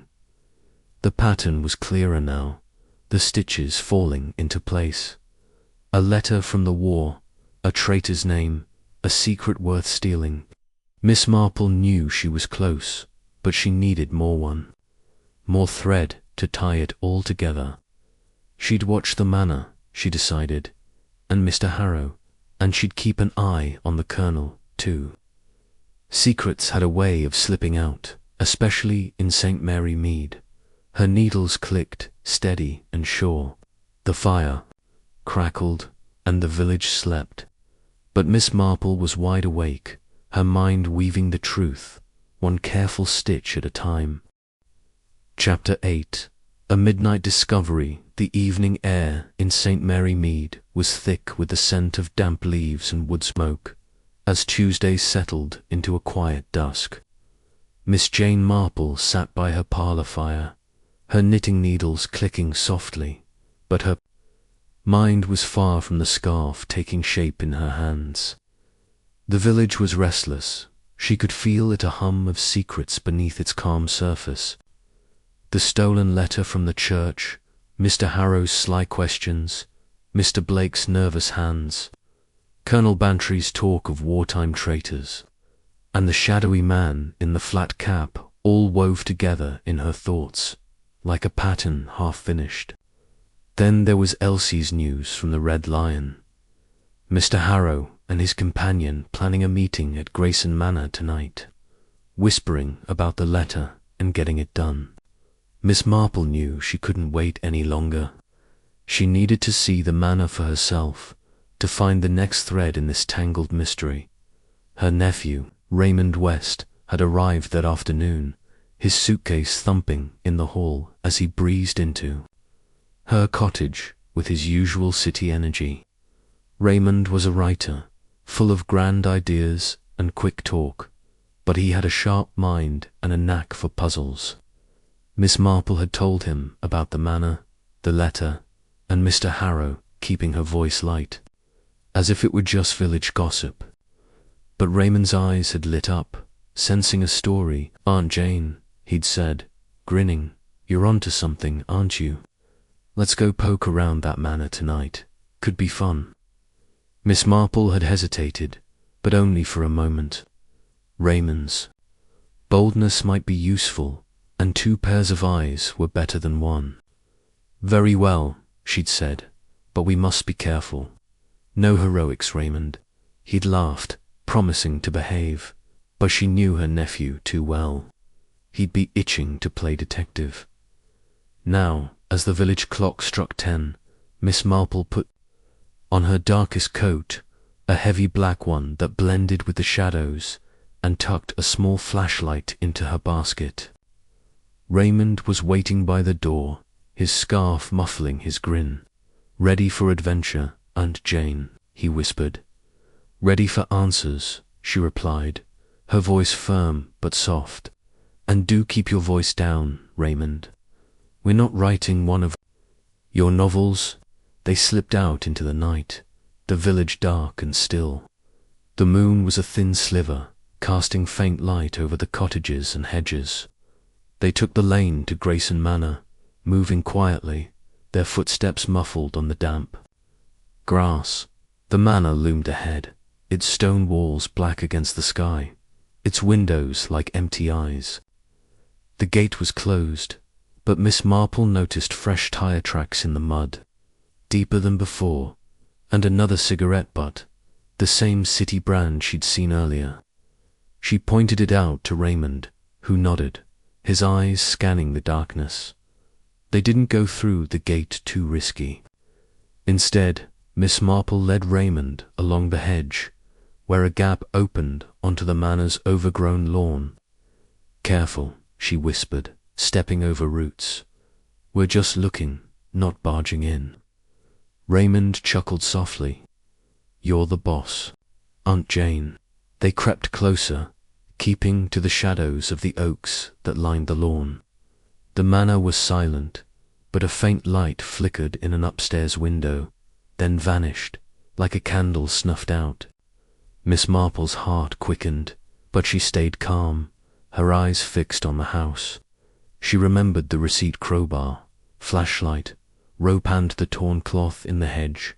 Someone was inside, she was sure, and they weren't there for T. Raymond touched her arm, pointing to a side door, half hidden by ivy. It was ajar, swaying slightly in the breeze. "Look," he whispered. "Someone's been careless." Miss Marple nodded, her mind racing. The door was a chance, but a dangerous one. She thought of Mr. Harrow, his sharp face and city coat, and the man in the flat cap, always skulking. Were they inside now, meeting as Elsie had overheard? And was the stolen letter with them? "Let's get closer," Raymond said, his voice low but eager. "Just a peek." Miss Marple hesitated, then agreed. "But stay quiet, Raymond, and don't touch anything." They moved to the door, the ivy brushing their coats. The air smelled of damp stone and old wood. Inside, the manor was dark, the air heavy with dust and silence. Miss Marple's flashlight cast a thin beam, revealing a hallway with peeling wallpaper and a creaking floor. She stepped carefully, her basket clutched tight, her ears straining for any sound. Raymond followed, his breath quick but quiet. They passed a staircase, its banister coated in cobwebs, and a row of closed doors. Then, from somewhere above, came a soft thud, like a book dropping. Miss Marple froze, her hand on Raymond's arm. Another sound followed, a low murmur, two voices, too faint to make out words. She pointed upward, and Raymond nodded, his eyes wide. They climbed the stairs, each step creaking softly, and reached a landing with a long corridor. The voices were clearer now, coming from a room at the end. Miss Marple switched off her flashlight, letting the faint moonlight guide them. The door was slightly open, and through the crack she saw a glow, a lantern, perhaps, casting shadows on the wall. She crept closer, Raymond at her side, and peered in. Two men stood by a table, their backs to the door. One was tall, in a dark coat, Mr. Harrow, she was certain. The other was shorter, his flat cap pulled low. Papers were spread on the table, and Mr. Harrow was pointing at one, his voice sharp. "It's not here," he said. "We need that letter. Without it, we're nowhere." The other man muttered something, his voice rough. "I told you, it's not my fault." Blake swore he'd get it. Miss Marple's heart leaped. Blake, Mr. Blake, the postmaster. She leaned closer, straining to hear, but Raymond shifted beside her, and the floor creaked loudly. The men spun around, the lantern light catching Mr. Harrow's sharp face. "Who's there?" he snapped, his hand reaching into his coat. Miss Marple pulled Raymond back, her voice a whisper. "Go, now." They hurried down the corridor, her basket bumping against her hip, and slipped into a side room just as footsteps echoed behind them. She closed the door softly, her heart pounding, and motioned for Raymond to stay still.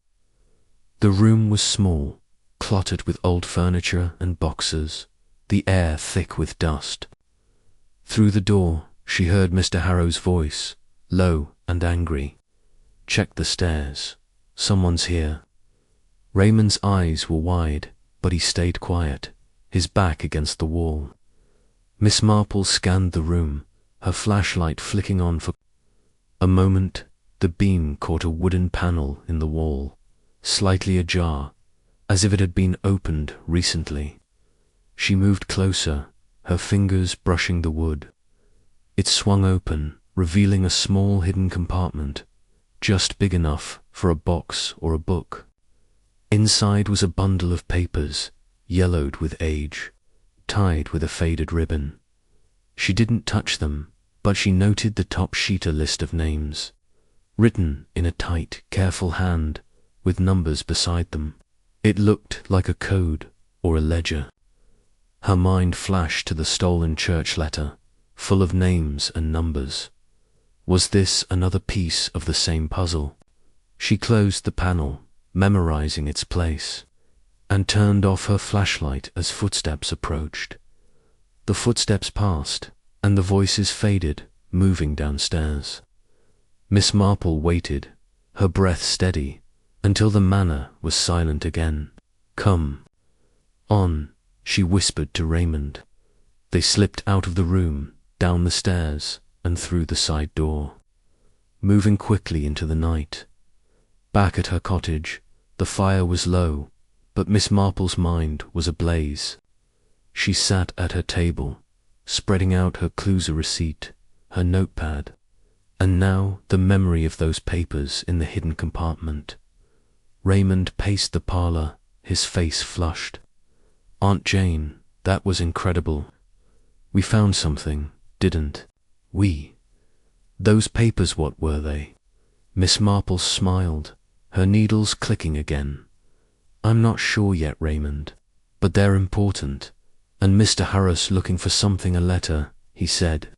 "It must be the one from the church." Raymond grinned, sitting across from her. "And Blake's involved. Did you hear that? The postmaster's in on it?" "Yes," she said softly, her eyes on her knitting. "Mr. Blake's in deep, I think. And Mr. Harrow's not working alone. That man in the Cappies part of it too." She thought of the Colonel's stories, Sir Henry's talk of treason, the wartime rumours of a traitor in St. Mary Mead, the papers in the manor, the stolen letter, Mr. Blake's nerves. They all pointed to something hidden, something dangerous. Was it blackmail, as Sir Henry had suggested, or something worse? Cherry came in with tea, her eyes wide as she caught Raymond's excitement. "What's going on?" she asked. "You two look like you've seen a ghost." Miss Marple smiled, sipping her tea. "Just a late walk, Cherry. But tell me, has Elsie said anything more about Mr. Harrow?" Cherry nodded, setting the tray down. "She phoned just before you got back. Said Mr. Harrow and that other man were at the Red Lion again, looking worried. They left in a hurry, headed for the manor. Elsie thinks they're up to no good." Miss Marple's eyes twinkled, though her face was calm. "No good, indeed. Well, we'll see about that." She picked up her knitting, the needles moving steadily. The village was dark now, its lights dim in the fog, but she imagined the manor, its hidden papers, its shadows moving in the night. She thought of Mr. Harrow, desperate for a letter, and Mr. Blake caught in a web he couldn't escape. The pattern was almost clear, the stitches falling into place. One more tug, she thought, and the truth would unravel. Chapter 9. The Code Unraveled. The morning after her midnight adventure at Grayson Manor, Miss Jane Marple woke to a quiet St. Mary Mead, the village wrapped in a soft autumn glow. The church bells chimed faintly, and the air carried the crisp scent of fallen leaves. She sat at her breakfast table, a cup of tea steaming beside her, her knitting basket at her feet. But her thoughts were far from the cozy routine of her cottage. The hidden papers she'd seen in the manor's secret compartment, yellowed pages with names and numbers in a tight, careful hand, haunted her. They were like the stolen letter from the church, she was sure, tied to the Home Guard and the wartime rumours of treason Sir Henry Clithering had mentioned. Mr. Harrow's desperate words, overheard in the manor, echoed in her mind. We need that letter. Without it, we're nowhere. And Mr. Blake's name, dropped by the man in the flat cap, pointed to the postmaster's role in this shadowy affair. Miss Marple knew she was close to unravelling the mystery, but the pattern was still missing a few crucial stitches. Her nephew, Raymond West, was still abuzz from their nighttime escapade. He sat across from her, buttering toast with a grin, his eyes bright with excitement. Aunt Jane, those papers we saw last night, pure gold, a secret compartment, coded lists, men sneaking about. It's like something out of my novels. Miss Marple smiled, her eyes twinkling. Perhaps, Raymond, but life is messier than novels. Those papers are a clue, but we need to understand them, and we must be careful. Mr. Harrow and his friend know someone was in the manor last night. Raymond's grin faded slightly.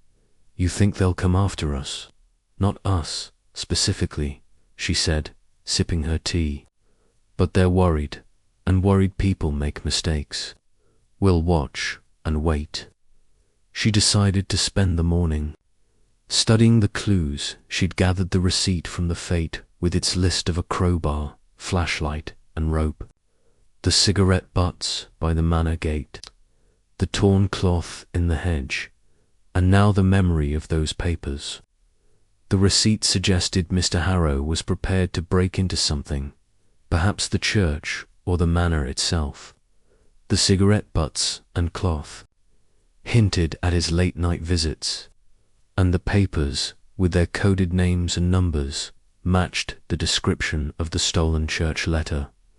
But what did they mean? A list of traitors, as Sir Henry had suggested, or something else, blackmail perhaps, or a secret worth selling. Miss Marple pulled out her knitting, her needles clicking as she thought. She often said knitting was like thinking. A single thread, worked carefully, could create a pattern from nothing. The names and numbers she'd glimpsed reminded her of something from her girlhood, when her aunt had taught her to knit intricate lace. The patterns looked like nonsense at first, all loops and twists, but they followed a code, a rhythm. She wondered if the papers followed a similar logic, a code hidden in plain sight. She spread her notepad on the table, jotting down what she remembered, names, some familiar from the village's past, paired with numbers that didn't seem random. They could be dates, she thought, or amounts, or even a cipher. She recalled a wartime story from St. Mary Mead, when the Home Guard used simple codes to protect their record-shifting letters or numbers to hide names. Could the papers be written in such a code? And could the stolen letter hold the key to cracking it? Raymond watched her, his toast forgotten. You're onto something, aren't you, Aunt Jane? What's in that head of yours? She smiled, her needles never pausing. Just an idea, Raymond. Those papers we saw there, not just a list. They're a puzzle. and I think I know how to solve it. She spent the morning poring over her notes, trying to recall the exact look of the papers. The names were smudged in her memory, but the numbers stood out short sequences, like 3 to 12 or 7 to 19. She thought of her knitting patterns, where numbers stood for stitches or rows. What if the numbers in the papers were a substitution code, each pair pointing to a letter or word? She tested the idea, scribbling on her notepad, using the alphabet as a guide. If 3 to 12 meant the third letter of the 12th word, or the third word of the 12th line, it might spell something. By noon, she had a theory.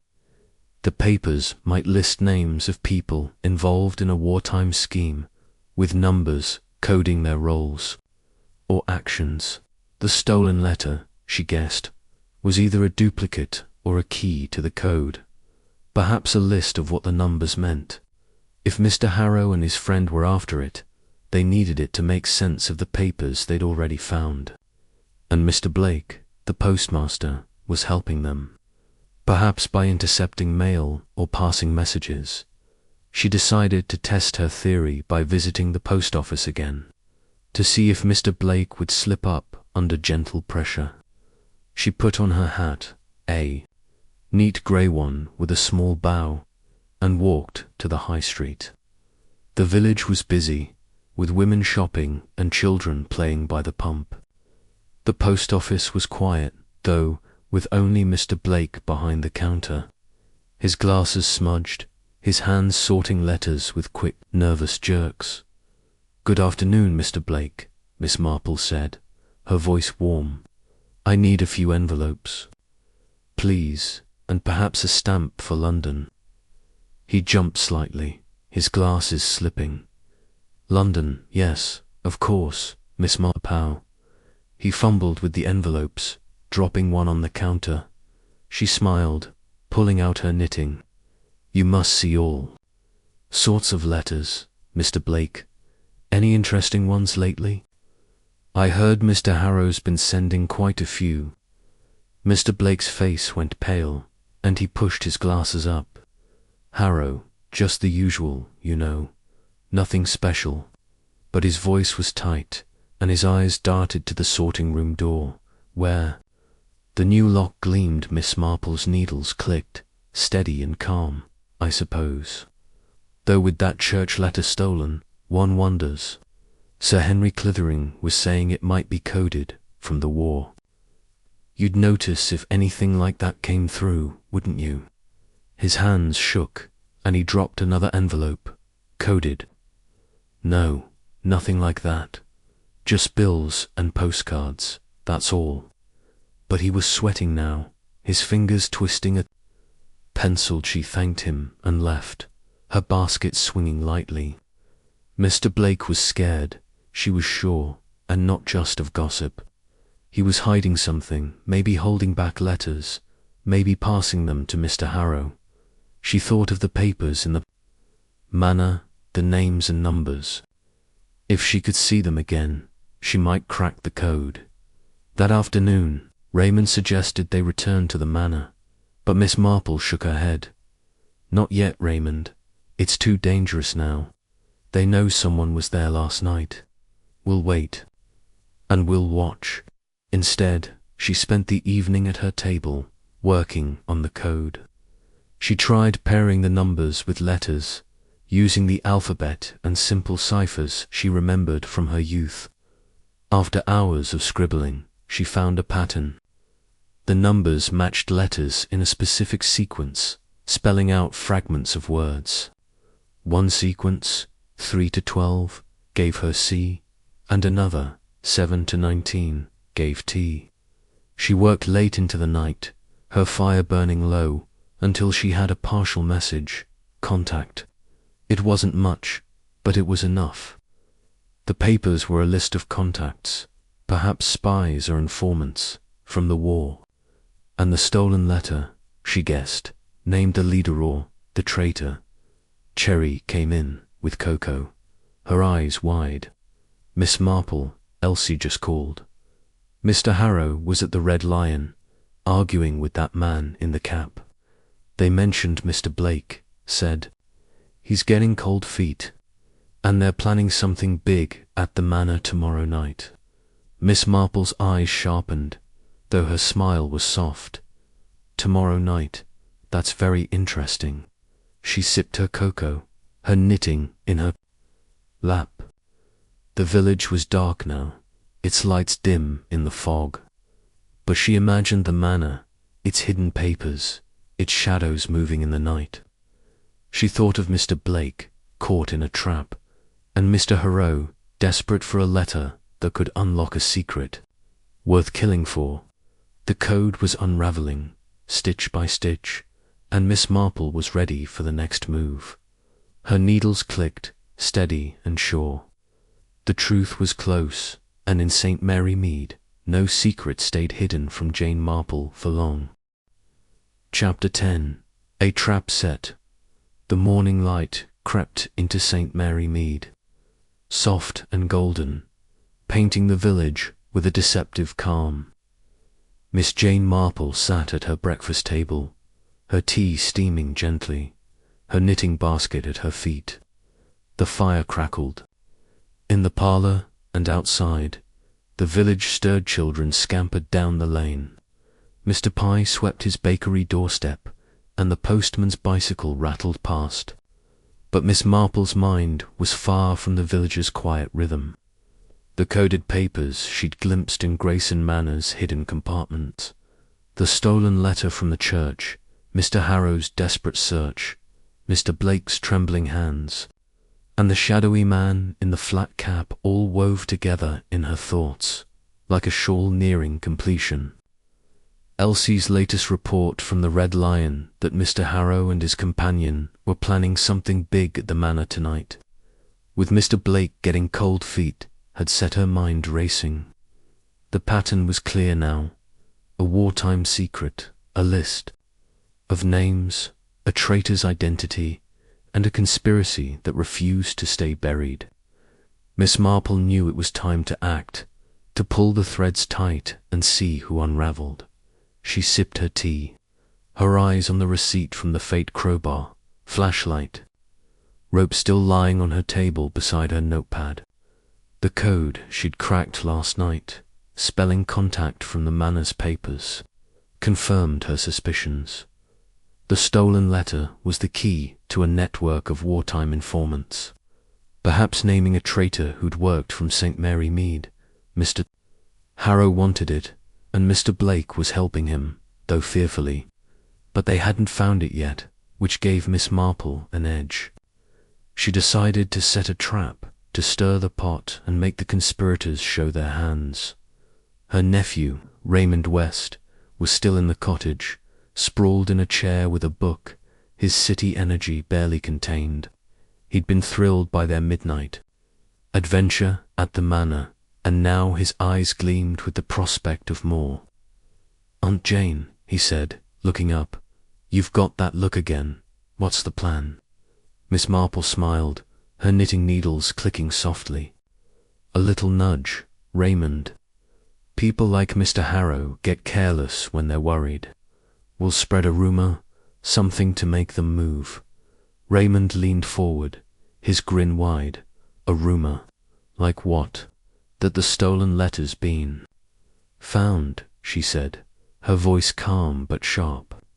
"Not by us, of course, but by someone in the village, someone who doesn't know what they have. We'll see who bites." Raymond's eyebrows shot up. "That's brilliant, Aunt Jane. But who'll spread the rumor, and how?" Miss Marple's eyes twinkled. "Mrs. Price, I think. She's the heart of village gossip, and she loves a good story. We'll drop a hint at her shop, let it spread, and we'll watch the manor tonight to see what happens." She put on her coat, a sensible grey one with a wool scarf, and tucked her knitting into her basket. The village was alive as she stepped. Out, the air crisp with the smell of damp earth and baking bread. She headed to Mrs. Price's shop, where the shelves brimmed with jars of sweets and packets of tea. Mrs. Price was behind the counter, her apron dusted with flour, chatting with Lucy Bell, who was tying parcels with quick fingers. "Good morning, Mrs. Price," Miss Marple said, her voice bright. "I'll take a tin of biscuits, please. And, oh, have you heard the latest about the church?" Mrs. Price's eyes lit up, sensing gossip. "The church? What now, Miss Marple?" She leaned closer, her tone conspiratorial but mild. "Mrs. Clement was saying they found something in the Archivsa letter, tucked away in an old hymn book. Sounds like the one that was stolen, but they're not sure yet. She's telling the vicar to keep it quiet until they know more." Lucy's hands paused on a parcel, her eyes wide. "A letter? Really? That's spooky, with all the talk about the manor." Mrs. Price nodded, her face eager.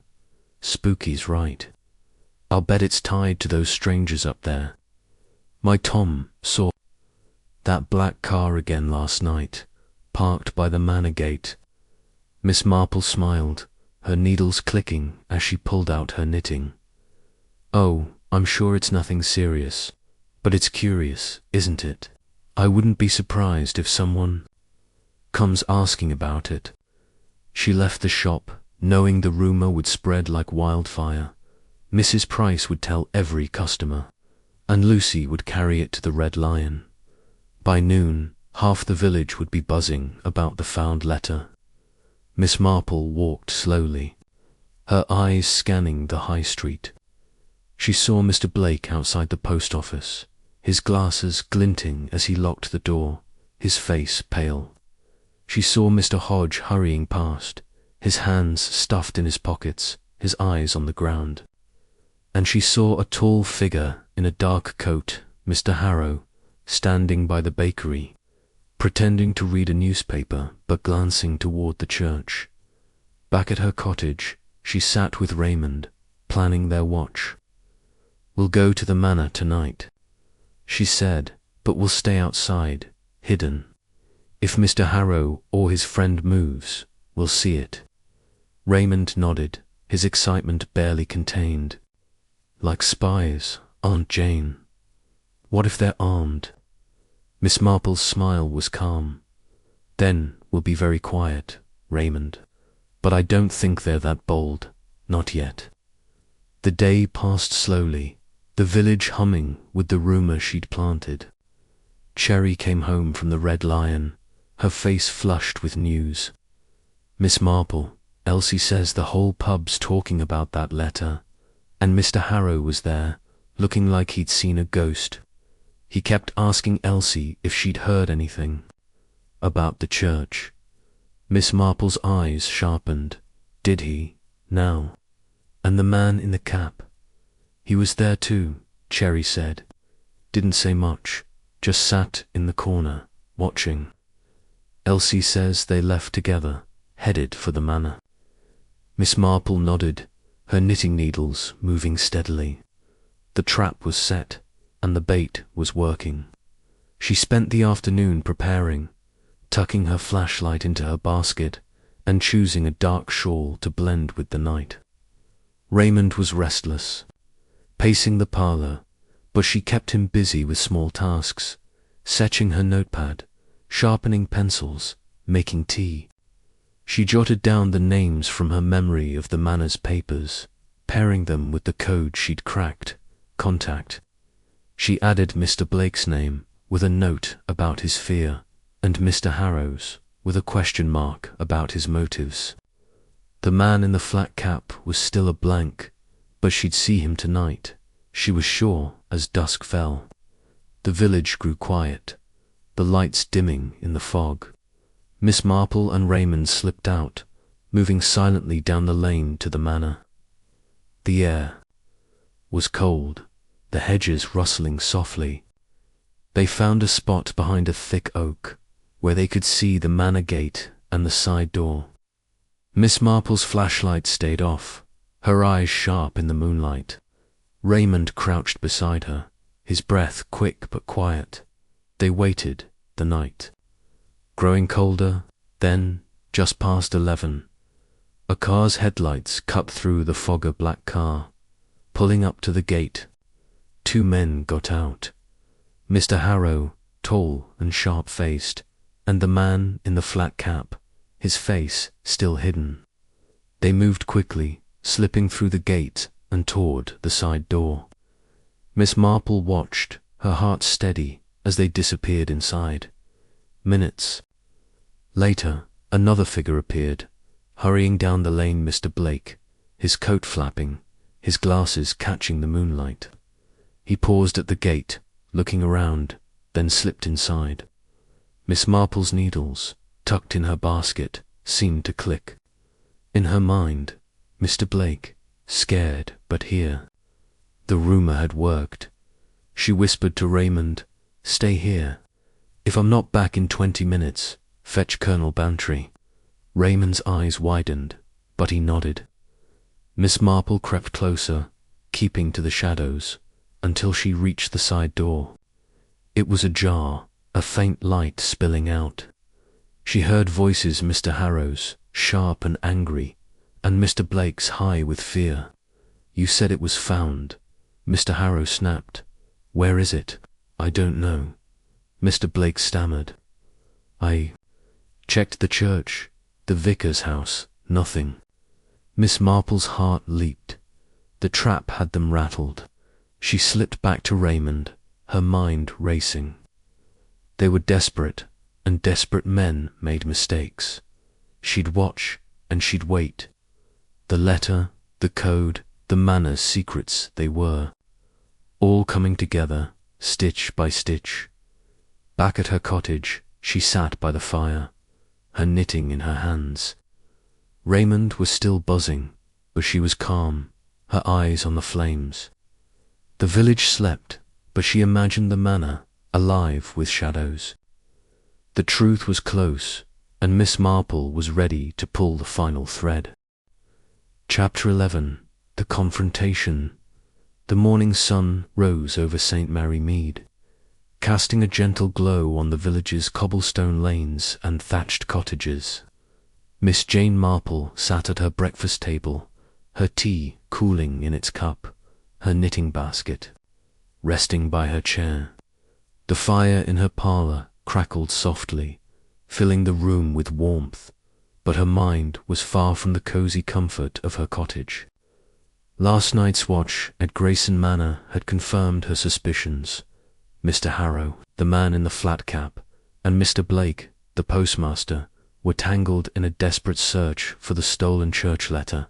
Her rumour about the letter being found had rattled them, as she'd heard Mr. Harrow's angry words and Mr. Blake's panicked denial through the manor's open door. The pattern was nearly complete: names and numbers from a wartime code, whispers of treason, a hidden list of contacts, and a letter that could name a traitor. But Miss Marple needed one more push to bring the truth into the open. Today, she decided, she'd stir the pot again, this time in public, where the conspirators couldn't hide. Her nephew, Raymond West, was still at the cottage, his energy barely contained as he munched toast across from her. "Aunt Jane," he said, his eyes bright, "last night was something else.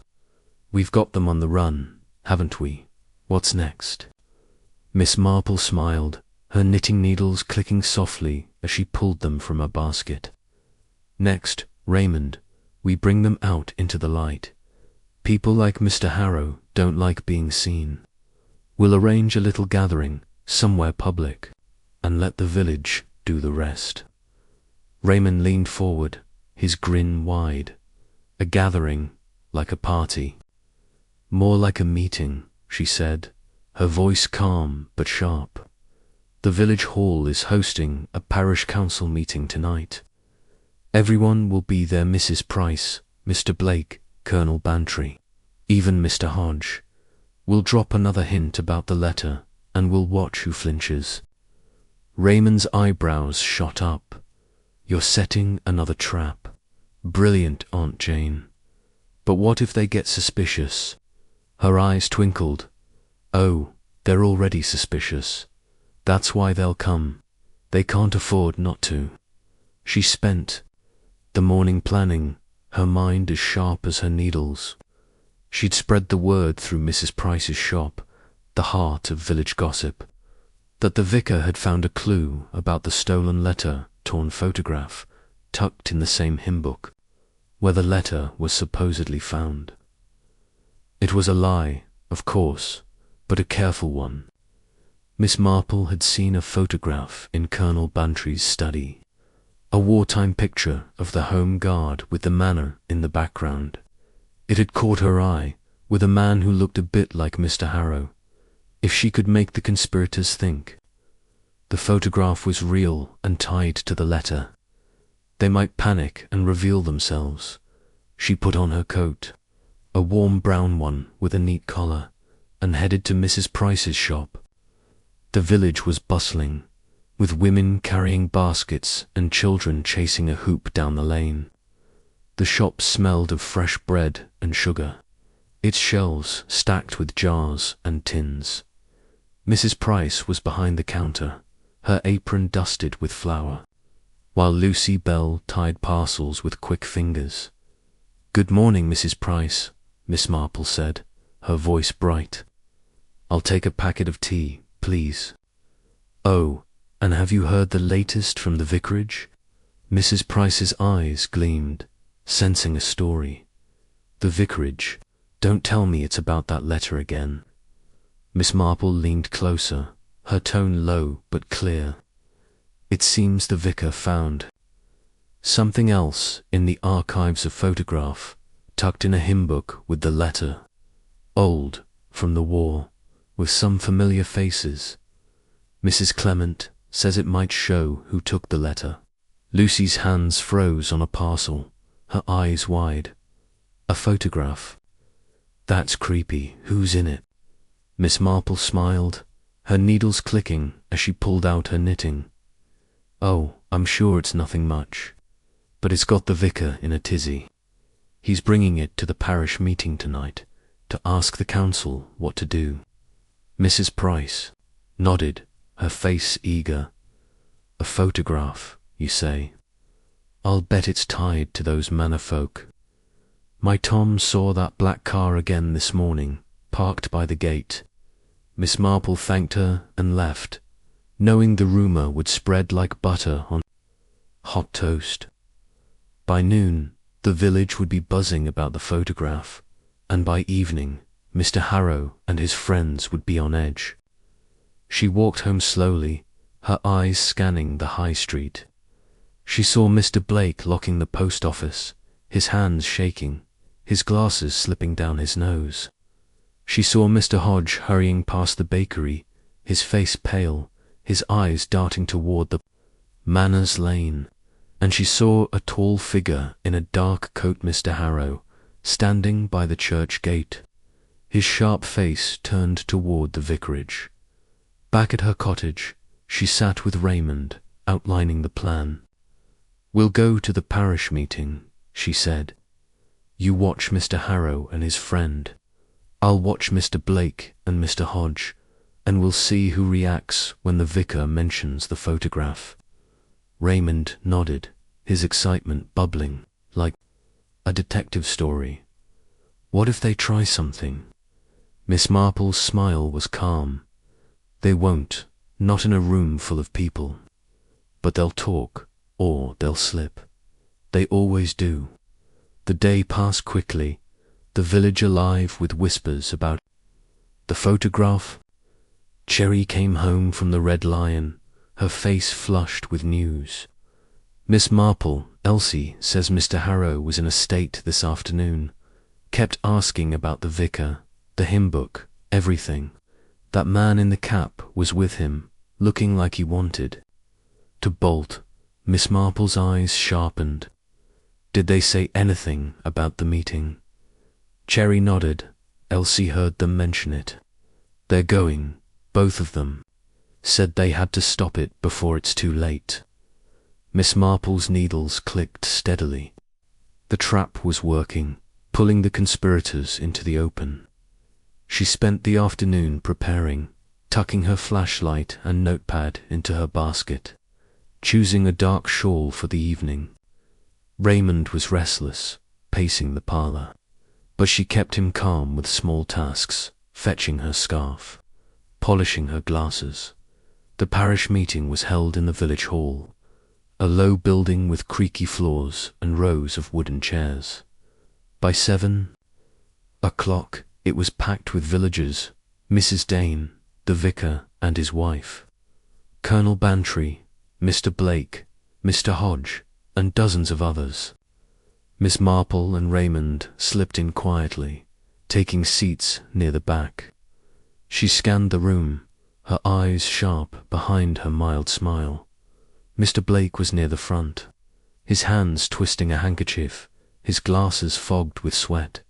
Mr. Hodge sat in a corner, his face pale, his eyes on the floor. And there, by the door, was Mr. Harrow, his dark coat buttoned tight, his sharp face scanning the crowd. Beside him was the man in the flat cap, his head low, his hands in his pockets. The vicar stood at the podium, clearing his throat. "Good evening, everyone," he began, his voice wobbly. "We've got a few matters to discuss repairs to. The church roof, the spring fete. But first, I've heard some talk about a photograph found in the archives, tied to that stolen letter. I must clarify, there's no such photograph, not that I know of." A murmur rippled through the room, and Miss Marple watched closely. Mr. Blake's shoulders sagged, his face flooding with relief. Mr. Hodge's head snapped up, his eyes wide, but Mr. Harrow's reaction was sharpest.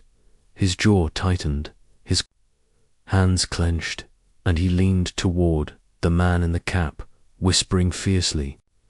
The man nodded, his face still hidden, and slipped out the door. Miss Marple nudged Raymond. "Follow him," she whispered. "Stay back, and don't be seen." Raymond nodded and crept out, his steps quiet. Miss Marple stayed, her eyes on Mr. Harrow, who was now watching the vicar with a cold, calculating look. She stood, her basket on her arm, and moved closer to the podium, her voice soft but clear. "Mr. Clement, if there's no photograph, perhaps the letter itself will turn up. I heard it might name someone from the war a traitor, perhaps." The room went silent, every eye on her. Mr. Blake dropped his handkerchief, his face white. Mr. Hodge gasped, his hands shaking. Mr. Harrow stood, his voice sharp. "That's dangerous talk, Miss Marple. You shouldn't spread rumors like that."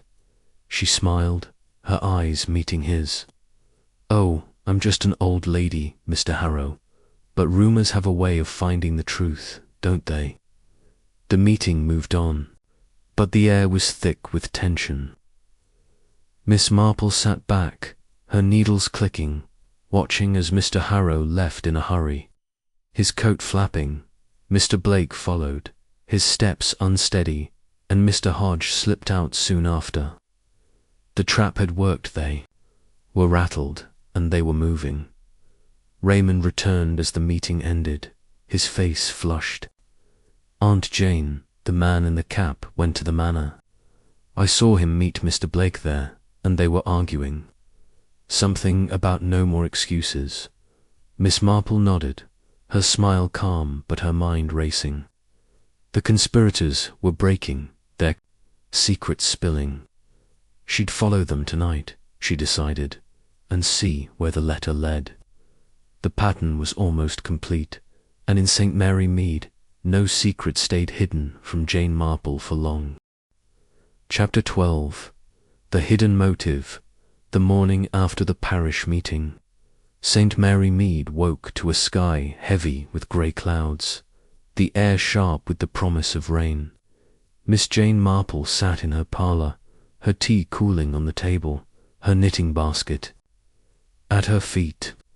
The fire cast a warm glow, but her thoughts were cold and focused, piecing together the threads of the mystery that had gripped the village.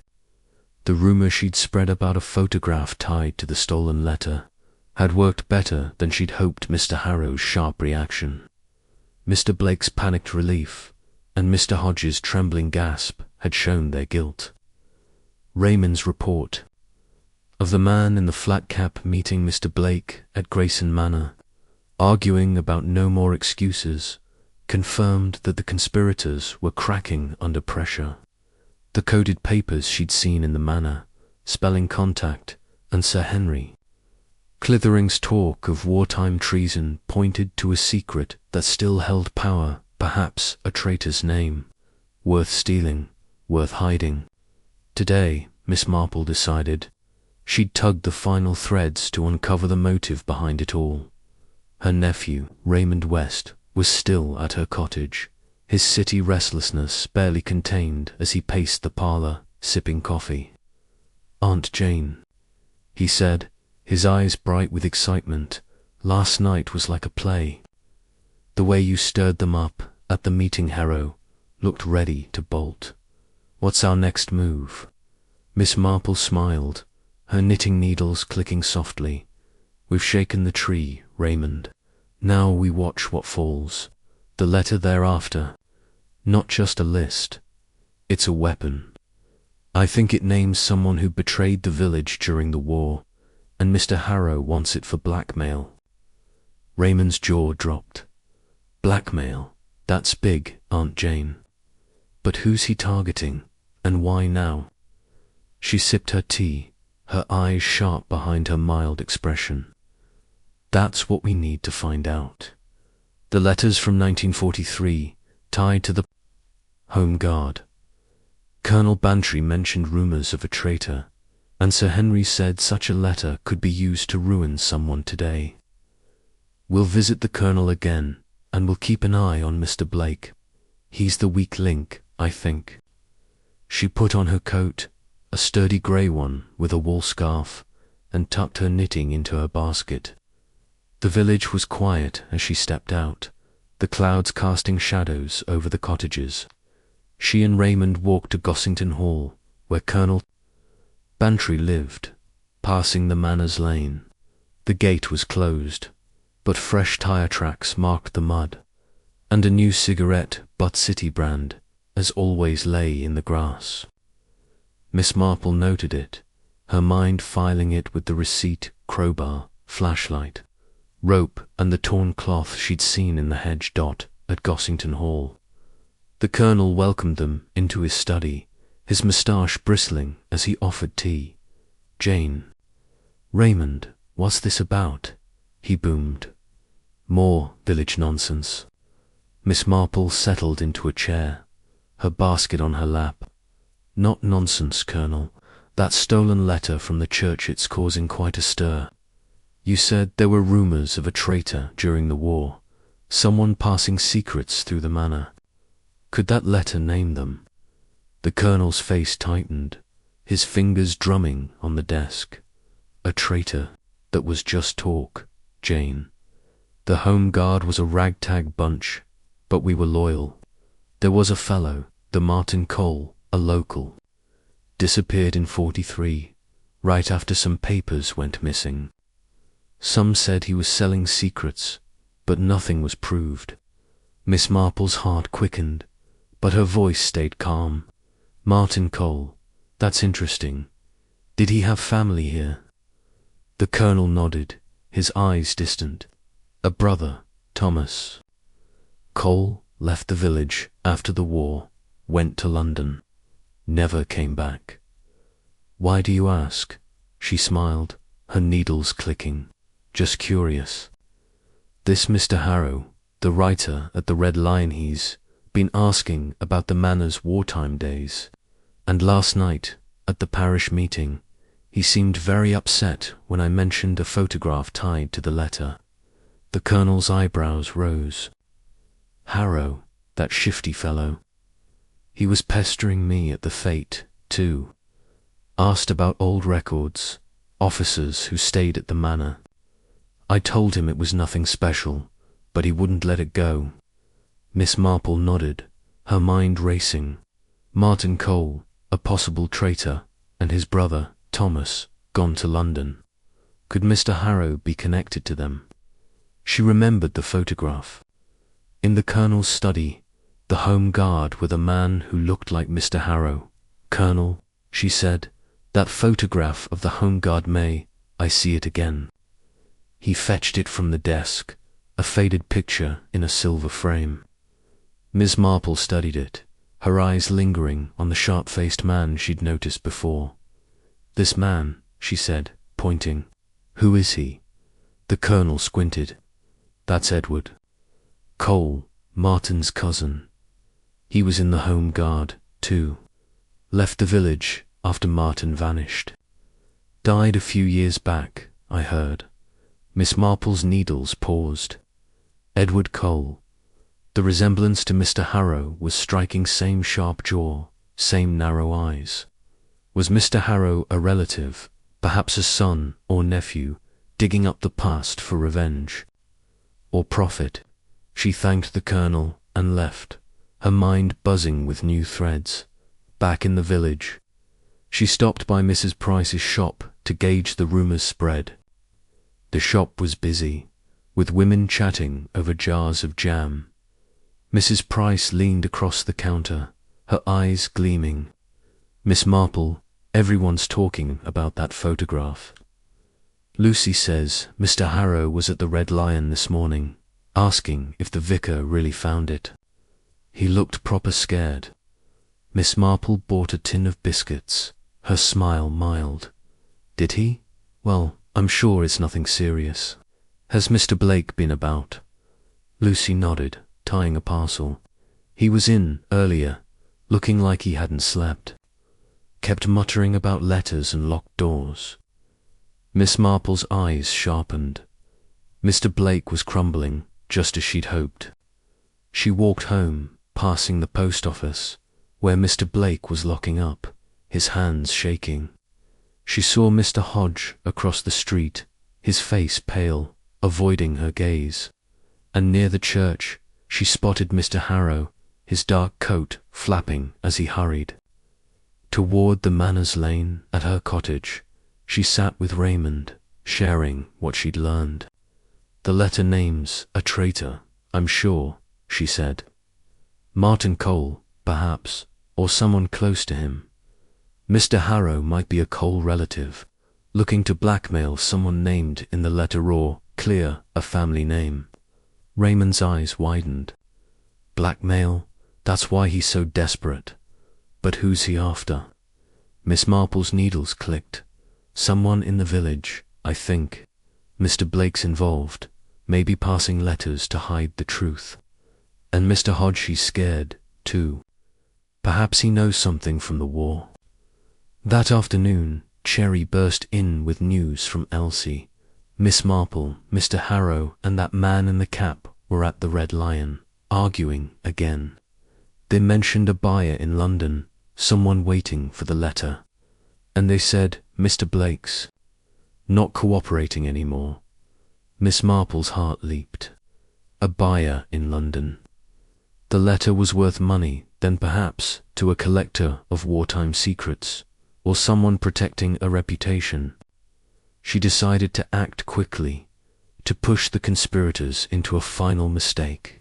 She'd host a small tea at her cottage tomorrow, inviting Mr. Blake, Mr. Hodge, and Colonel Bantry. She'd mention the photograph again, and the letter, and watch who. Broke, she spent the evening planning, her knitting steady in her hands. The village grew dark, the clouds heavy with rain. Raymond was restless, but she kept him calm, sending him to the Red Lion to check on Mr. Harrow. He returned with news. Mr. Harrow and the man in the cap were gone, their room at the inn empty. "Elsie says they left in a hurry," he reported. "Headed for the manor, she thinks." Miss Marple nodded, her smile calm but her mind racing. The conspirators were moving, driven by her trap. The letter, the photograph, the wartime secret, they were all coming together, and the motive was clear: money, power, or shame, hidden in a name from the past. She'd see it through tomorrow at her tea.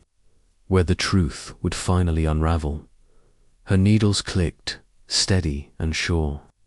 The fire burned low, and St. Mary Mead slept, but Miss Marple was wide awake, ready to pull the final stitch. Chapter 13. The final gathering. The morning sky over St. Mary Mead was heavy with clouds, the air damp with the threat of rain, as if the village itself sensed the storm brewing in its quiet lanes. Miss Jane Marple sat at her breakfast table, her tea steaming gently, her knitting basket at her feet. The fire in her parlour crackled, casting a warm glow, but her thoughts were sharp and focused, weaving together the threads of the mystery that had gripped her village.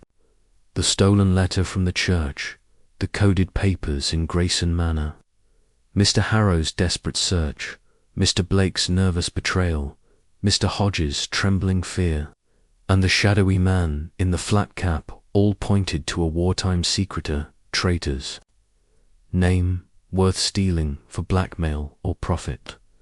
Her rumour about a photograph planted to rattle the conspirators had pushed them to the edge. As Raymond's report of Mr. Harrow and his companion fleeing the Red Lion confirmed, today Miss Marple decided she would host a tea at her cottage, inviting the key players Mr. Blake, Mr. Hodge, and Colonel Bantry to draw out the truth in the open, where secrets could no longer hide. Her nephew, Raymond West, was still at the cottage, his city energy bubbling as he spread marmalade on his toast. "Aunt Jane," he said, his eyes bright, "you're closing in, aren't you? That tea party, it's another trap, like the photograph rumour. You're going to make them spill everything." Miss Marple smiled, her knitting needles clicking softly. "Not a trap, Raymond, just a nudge. People talk when they're nervous, especially over tea. We'll mention the letter, the photograph, and let them unravel themselves." Raymond leaned forward, his grin wide. "And if they don't, what if Harrow shows up?" Her eyes twinkled, but her voice was calm. "Then we'll be ready. But I suspect Mr. Harrow's already made his move. We'll see who comes to tea." She spent the morning preparing, her mind as sharp as her needles. She wrote polite notes to Mr. Blake, Mr. Hodge, and Colonel Bantry, inviting them for tea at 4 o'clock to discuss village matters. Cherry, her maid, was sent to deliver. Them, her cheerful chatter, perfect for spreading the word that Miss Marple was hosting a gathering. Miss Marple knew the village would buzz. Mrs. Price would hear, and soon everyone would wonder what the old lady was up to. She wanted Mr. Harrow to hear, too, wherever he was hiding. The cottage was tidied, the parlour set with her best china, a plate of scones, and a pot of jam. Miss Marple chose a neat grey dress and her favourite shawl, her knitting basket at her side. She spread her clues on the table, the receipt with its list of crowbar, flashlight and rope, her notepad with the decoded word contact, and her memory of the Manor's papers, naming wartime contacts. She thought of Colonel Bantry's story about Martin Cole, the suspected traitor who vanished in 1943, and his cousin Edward Cole, whose face in the Home Guard photograph looked so like Mr. Harrow's. She thought of Mr. Blake, passing letters for profit or fear, and Mr. Hodge, whose nervous glances hinted at a secret he couldn't shake. By noon, Cherry returned with news. From the Red Lion. "Miss Marple, Elsie says Mr. Harrow and that man in the cap were seen near the manor this morning, looking agitated. They were arguing about a buyer again, and something about Mr. Blake not delivering." Miss Marple's eyes sharpened. "Not delivering. That's interesting. Thank you, Cherry." She walked to Mrs. Price's shop to gauge the villagers' mood. The shop was busy, with women chatting over jars of sweets. Mrs. Price leaned across the counter, her eyes gleaming. "Miss Marple, Everyone's talking about your tea. They say you're onto something about that stolen letter. Is it true you've got a photograph, too? Miss Marple bought a tin of biscuits, her smile mild. Oh, just village gossip, Mrs. Price. But I did hear the vicar's found a clue in the archives, something about the war. We'll talk it over at tea. Mrs. Price nodded eagerly. I'll bet it's that manor business. My Tom saw Mr. Blake near the gate this morning, looking like he'd seen a ghost. Miss Marple thanked her and left, her basket swinging. The rumour was spreading, as she'd hoped, and it was reaching the right ears. She saw Mr. Blake locking the post office, his hands shaking, his glasses fogged. She saw Mr. Hodge hurrying past the bakery, his face pale. And near the church, she caught a glimpse of a tall figure in a dark coat, Mr. Harrow, watching from a distance, his sharp face tense. Back at her cottage, she sat with Raymond, finalizing their plan.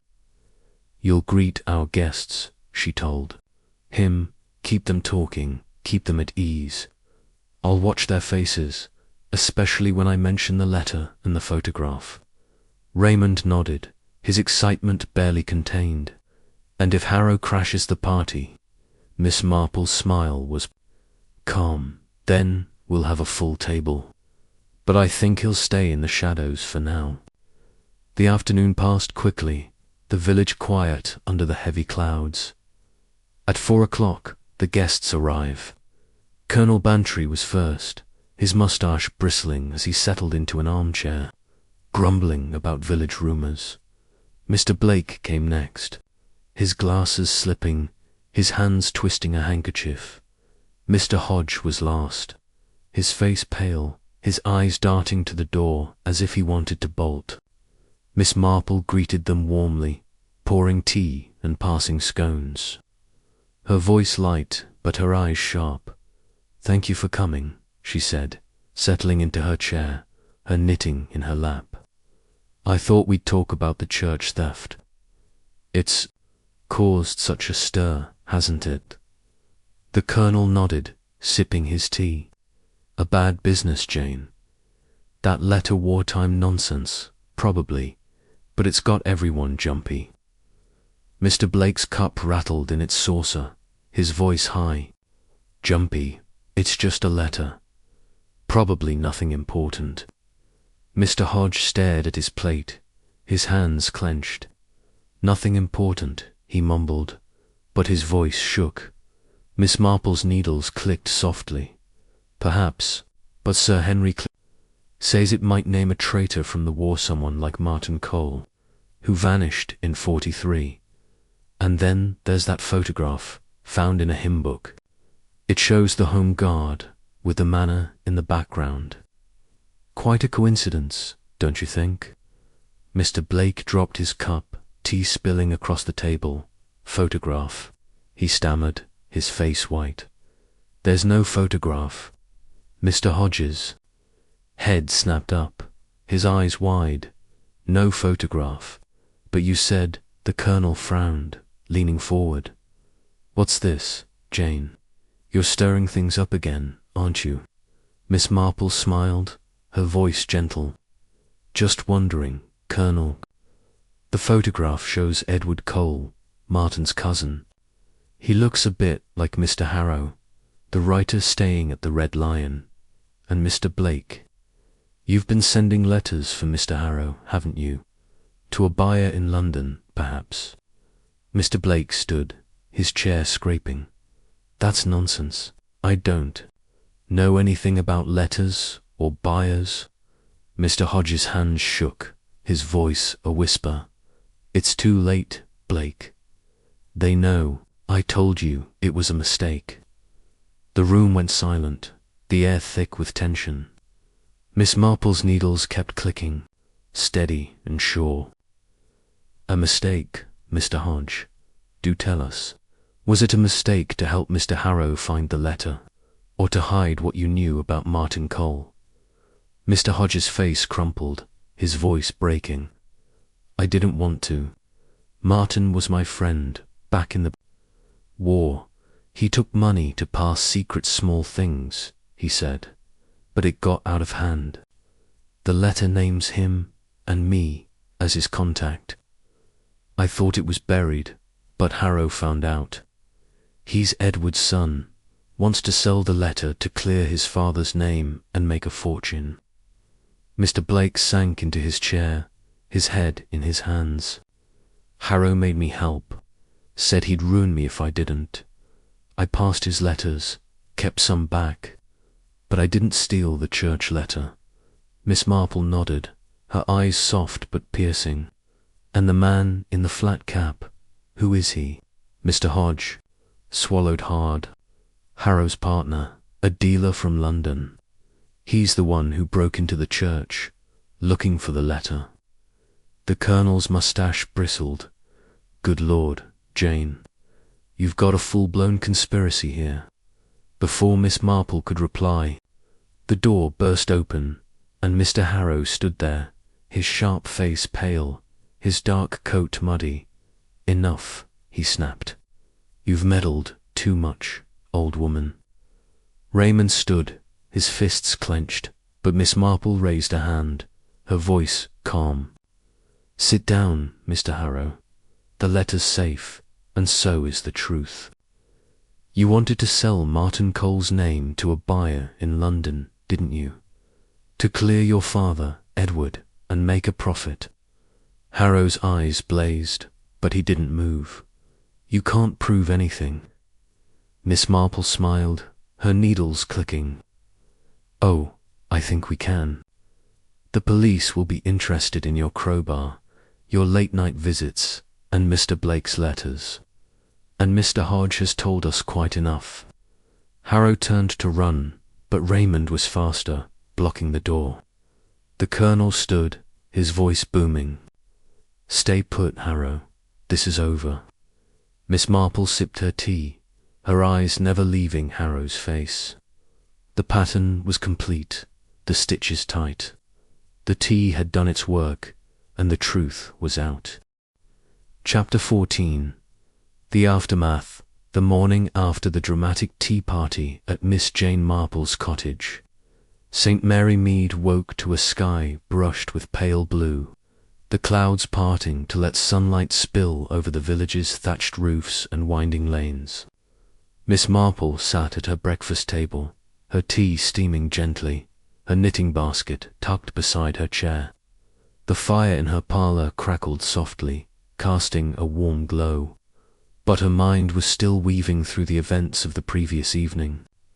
Mr. Hodge's tearful confession, Mr. Blake's panicked admission, and Mr. Harrow's furious outburst had unravelled the mystery of the stolen letter, a wartime document naming Martin Cole as a traitor and implicating Mr. Hodge as his contact. Mr. Harrow, revealed as Edward Cole's son, had sought the letter to clear his father's name and sell it for profit to a mysterious buyer in London. The man in the flat cap, his partner in the scheme, had fled into the night. But Miss Marple knew the villagers' gossip would soon reach the police. The pattern was complete, but the aftermath lingered, like the final rose of a knitted shawl, needing careful finishing to hold it all together. Her nephew, Raymond West, was still at the cottage, his city energy subdued as he sat across from her, nibbling toast. Aunt Jane, he said, his eyes wide with admiration. You were brilliant last night. The way you got them to spill everything, Hodge, Blake, even Harrow. It was like watching a chess game, and you checkmated them all. Miss Marple smiled, her knitting needles clicking softly. Chess is too grand, Raymond. It's just knitting, really one stitch at a time, until the pattern shows itself. But we're not quite done. The letter's still missing, and Mr. Harrow's partner is out there. We need to tie up the loose ends. Raymond leaned forward, his voice eager. Loose ends. You think the police will catch that man in the cap? And what about the letter? Do you know where it is? Her eyes twinkled, but her voice was calm.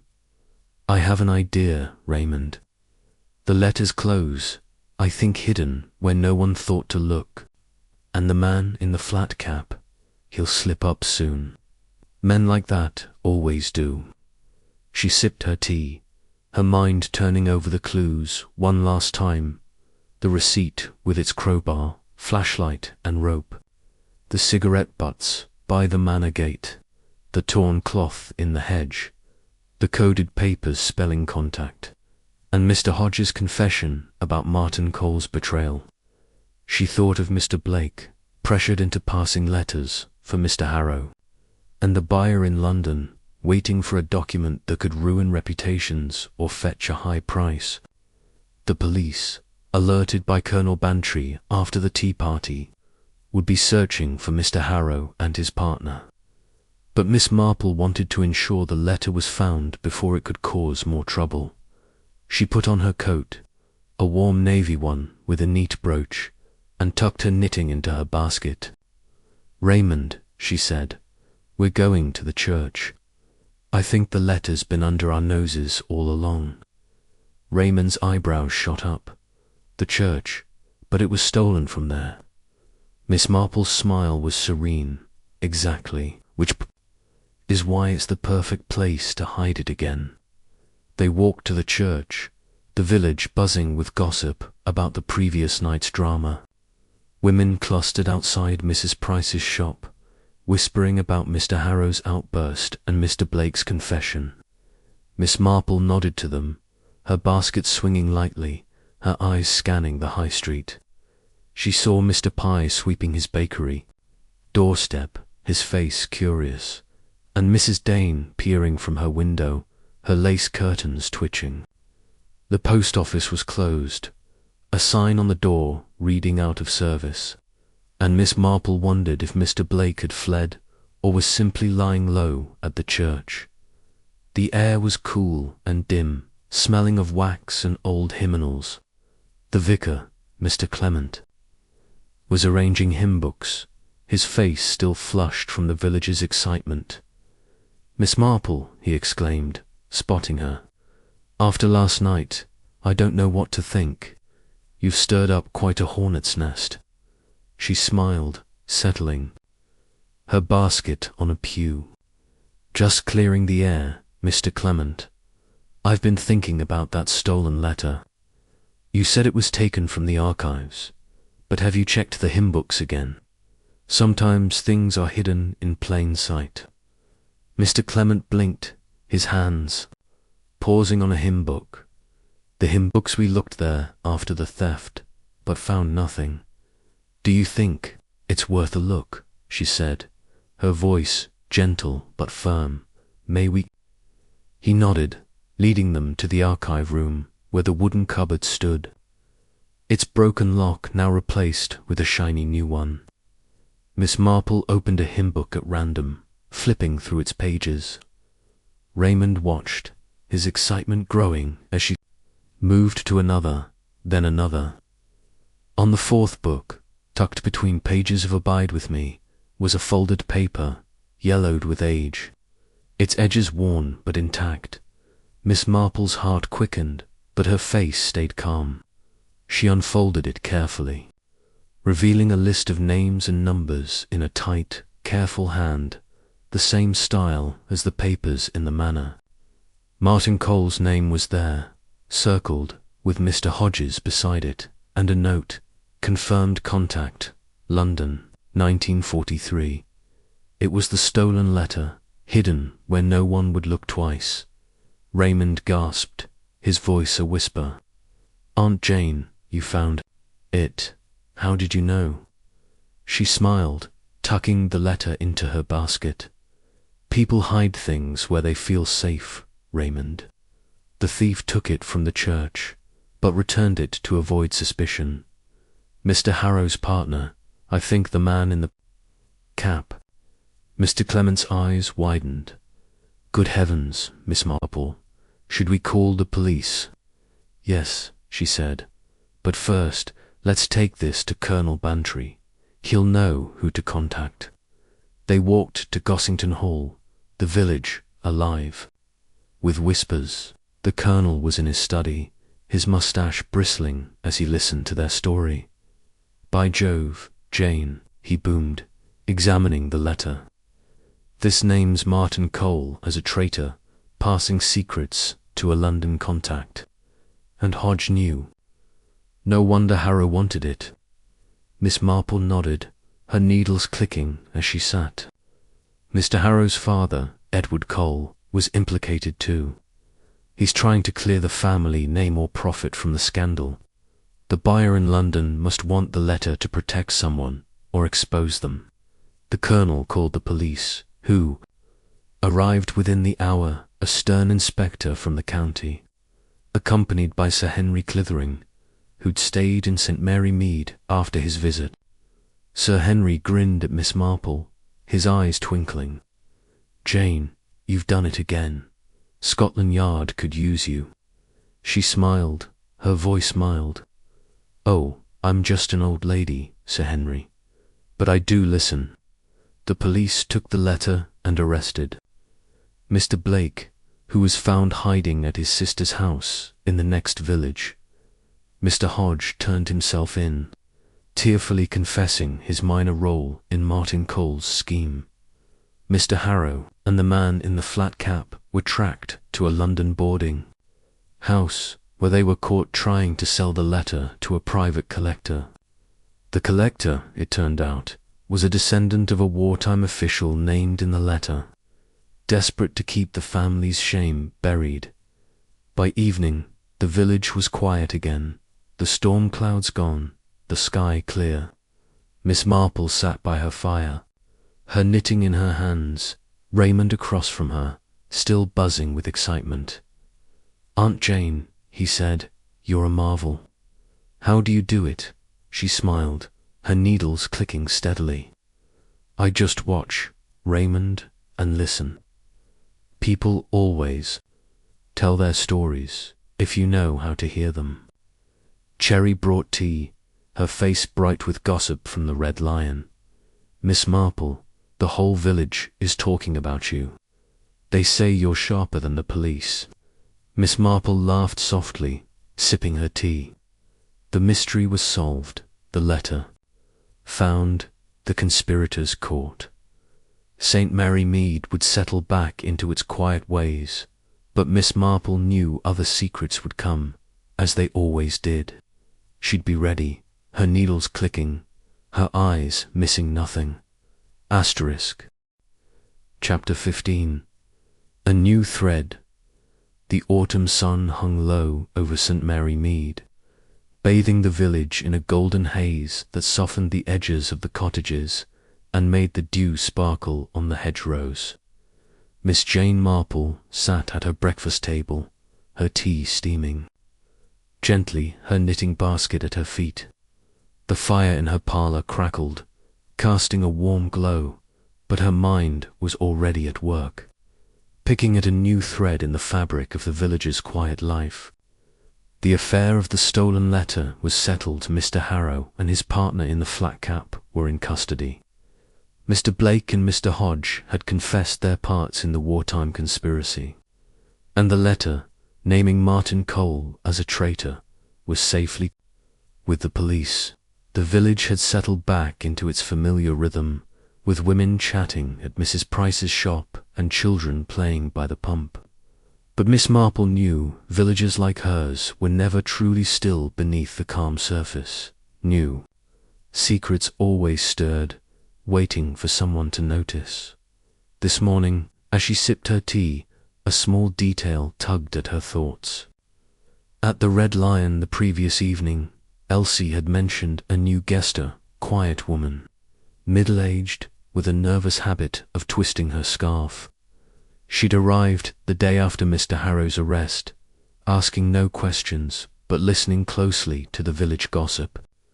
Miss Marple had learned to trust such details, like a dropped stitch in a knitting pattern. A new stranger, arriving so soon after the letter affair, felt like the start of something new. Her nephew, Raymond West, had left for London that morning, his suitcase packed, his excitement over the solved mystery still bubbling. "Aunt Jane," he'd said at the station, "you've given me enough material for a dozen novels. Promise you'll call if another mystery pops up." Miss Marple had smiled, her eyes twinkling. "I'm sure St. Mary Mead will keep me busy, Raymond. Safe travels." Now, alone in her cottage, she pulled out her knitting, the needles clicking as she thought. The letter case had been about betrayal and Greed Martin Cole's wartime treason, Mr. Harrow's blackmail scheme, Mr. Blake's complicity. But the woman at the Red Lion, with her quiet ways and watchful eyes, didn't fit that pattern. She was a new thread, and Miss Marple meant to follow it. She put on her coat, a warm grey one with a neat collar, and tucked her knitting into her basket. The village was alive as she stepped out, the air crisp with the smell of damp leaves and fresh bread. Her first stop was Mrs. Price's shop, the heart of St. Mary Mead's gossip.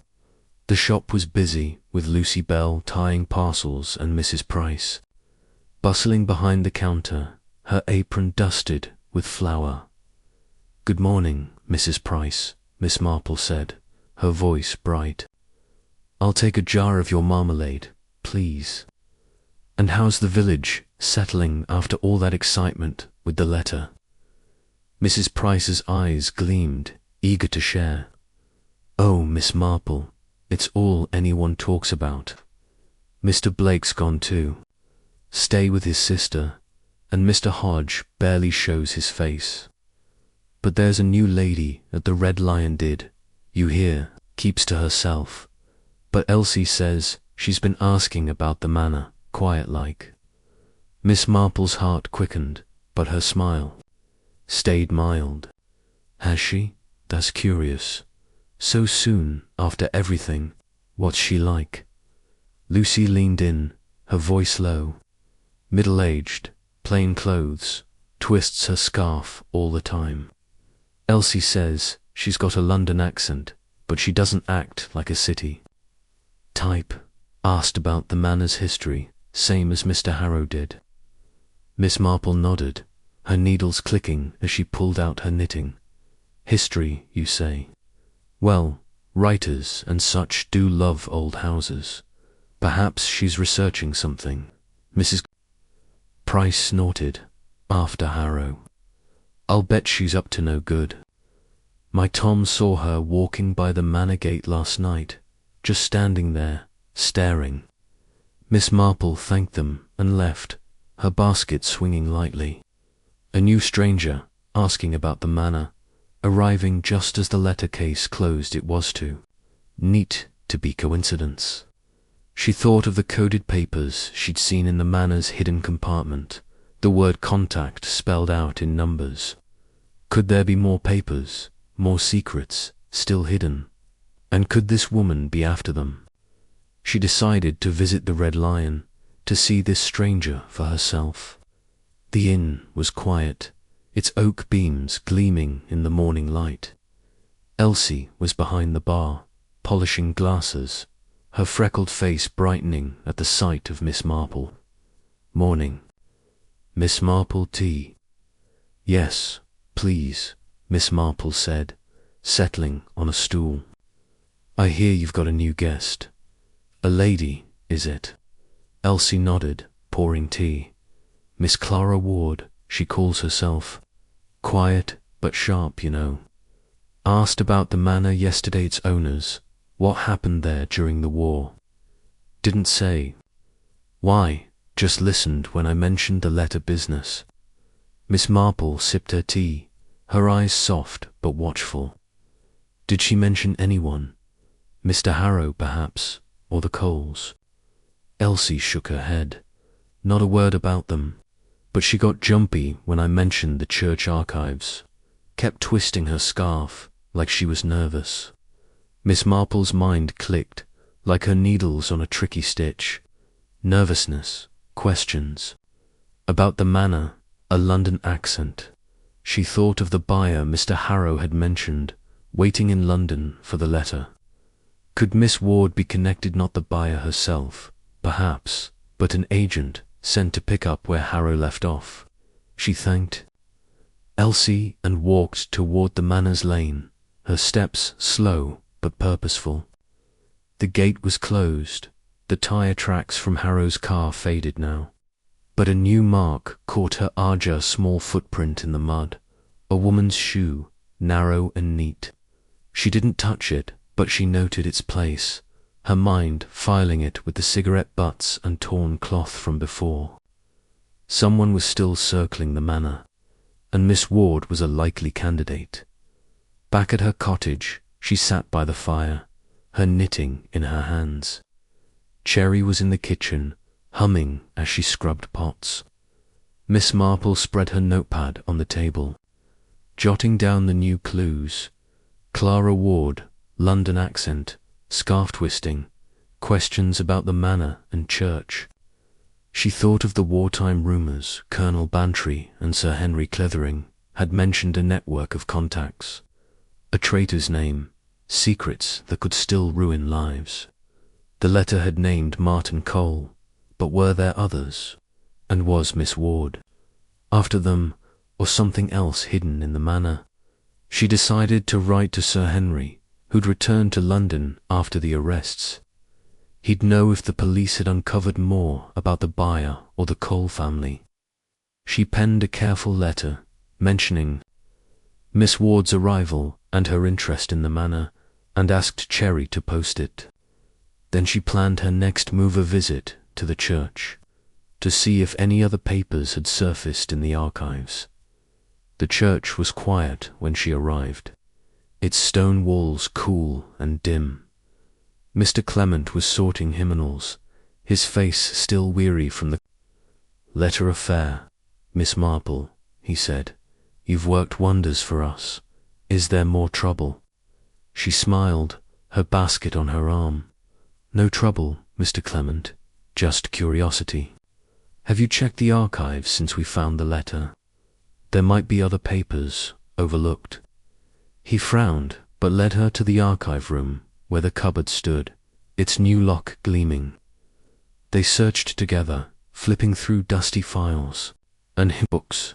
In a forgotten box, tucked behind a stack of parish records, Miss Marple found a small notebook, its pages brittle with age.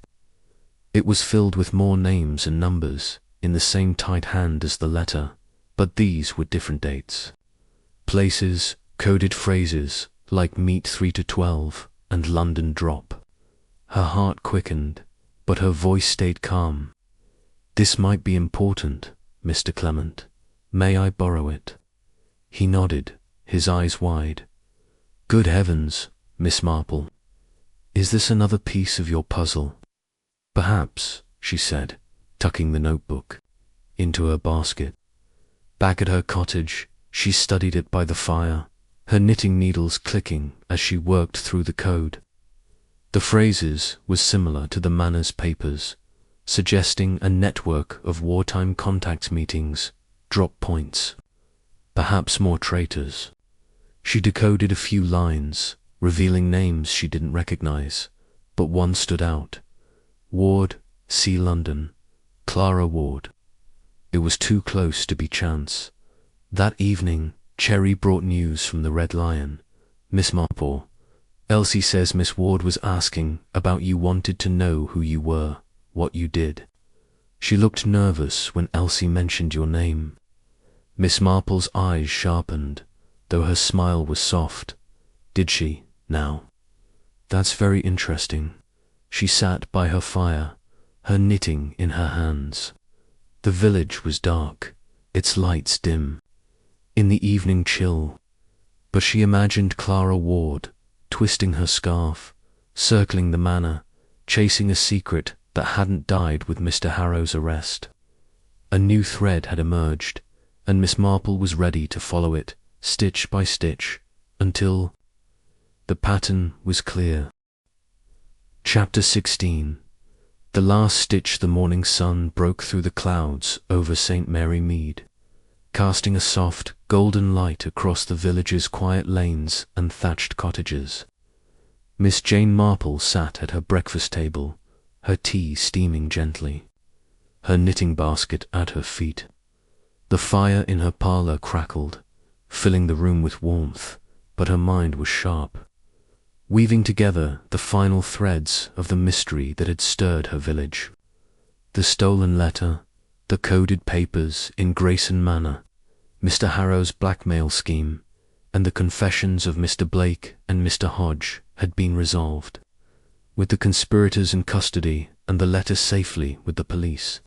But a new thread had emerged. Clara Ward, the quiet woman at the Red Lion, with her nervous scarf, whisting in questions about the manor.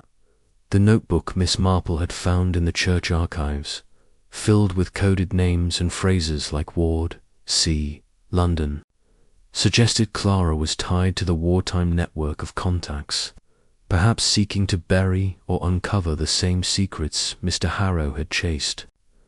Today, Miss Marple decided she would end this affair, tying off the last stitch to restore peace to St. Mary Mead.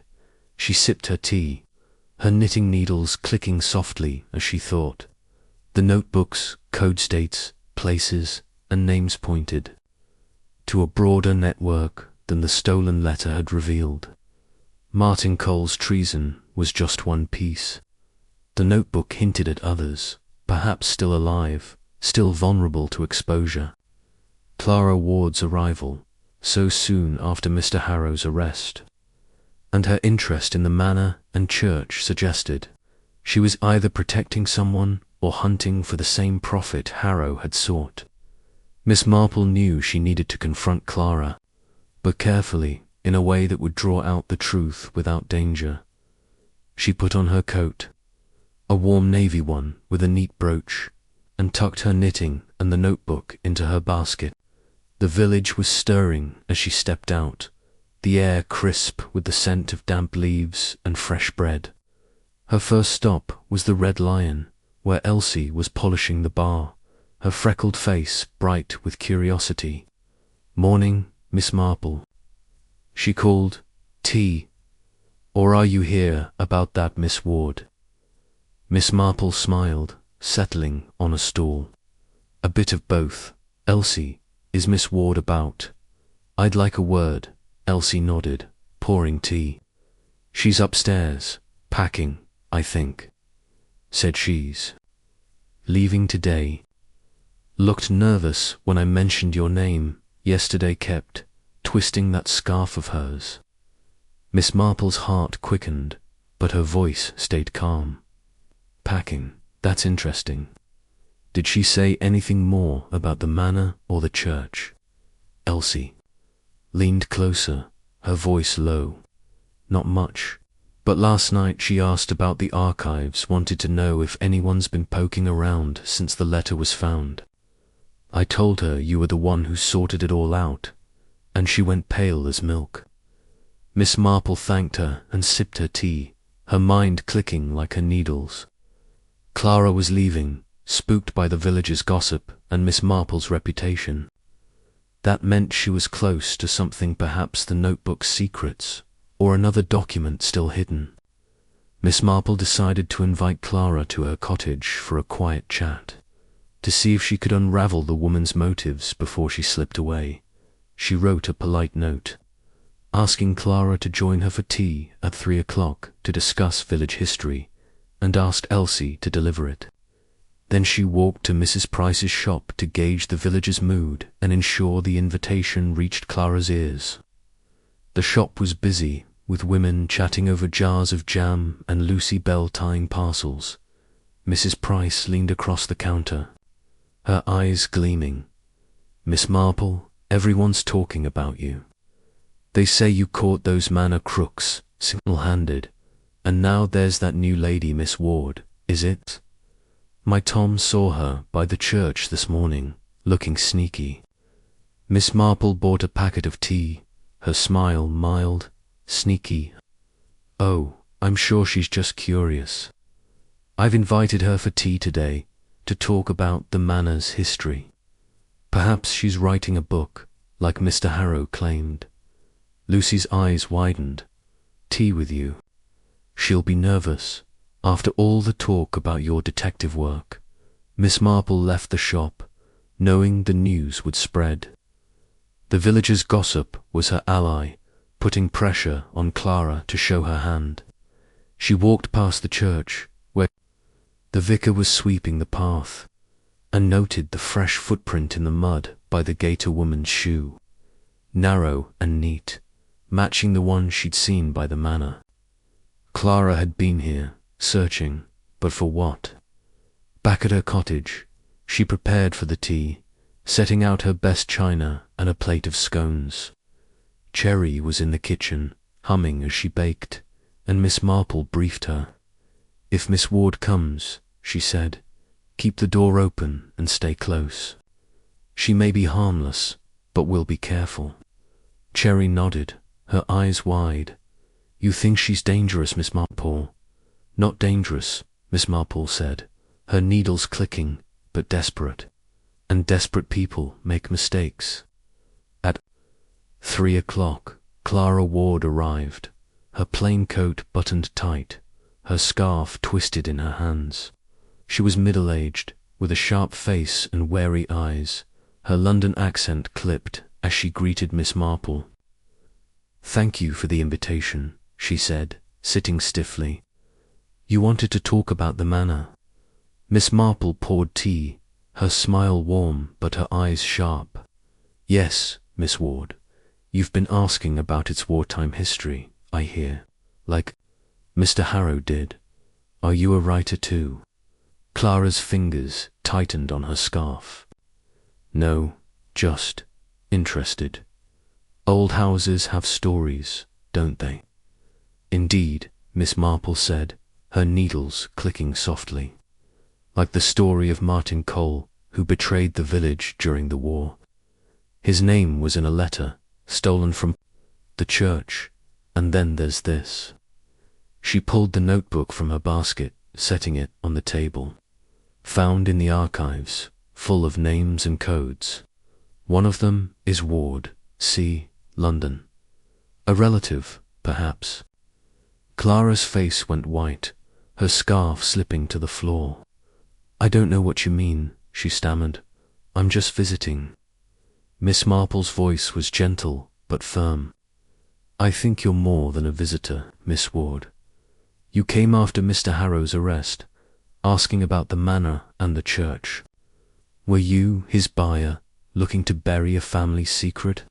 Or are you protecting someone else named in this notebook?" Clara stood, her chair scraping. "This is nonsense. I don't know anything about notebooks or letters." Miss Marple's needles kept clicking, steady and sure. "Then why were you at the church this morning? And why leave so suddenly?" "The police are interested in this notebook, you know. It names contacts from a wartime network, some traitors, some not. I think you're here to find it, to keep a name hidden." Clara's eyes darted to the door, but Cherry stood there, her arms crossed. Miss Marple leaned forward, her voice soft.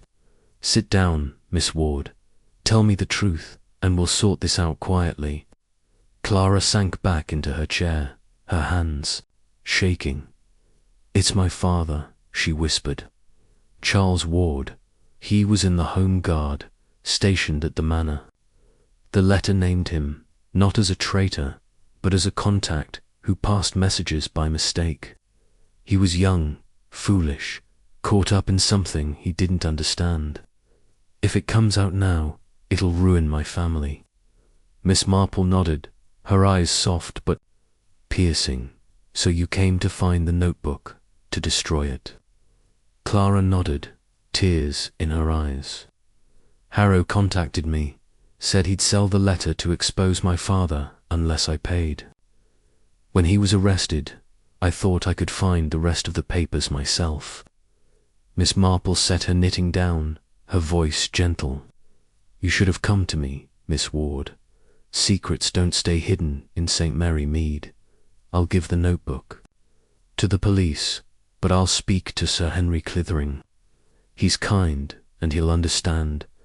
Your father's mistake won't ruin you. Clara sobbed, her scarf crumpled in her hands. Miss Marple poured her more tea, her smile warm.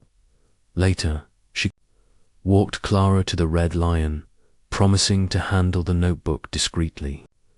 She wrote to Sir Henry, enclosing the notebook with a note explaining Clara's story, and asked Cherry to post it.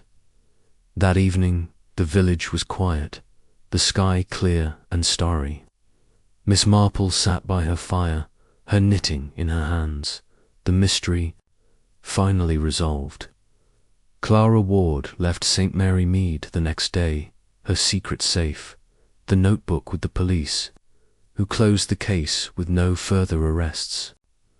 The manor stood silent, its shadows gone, and the village settled back into its peaceful ways.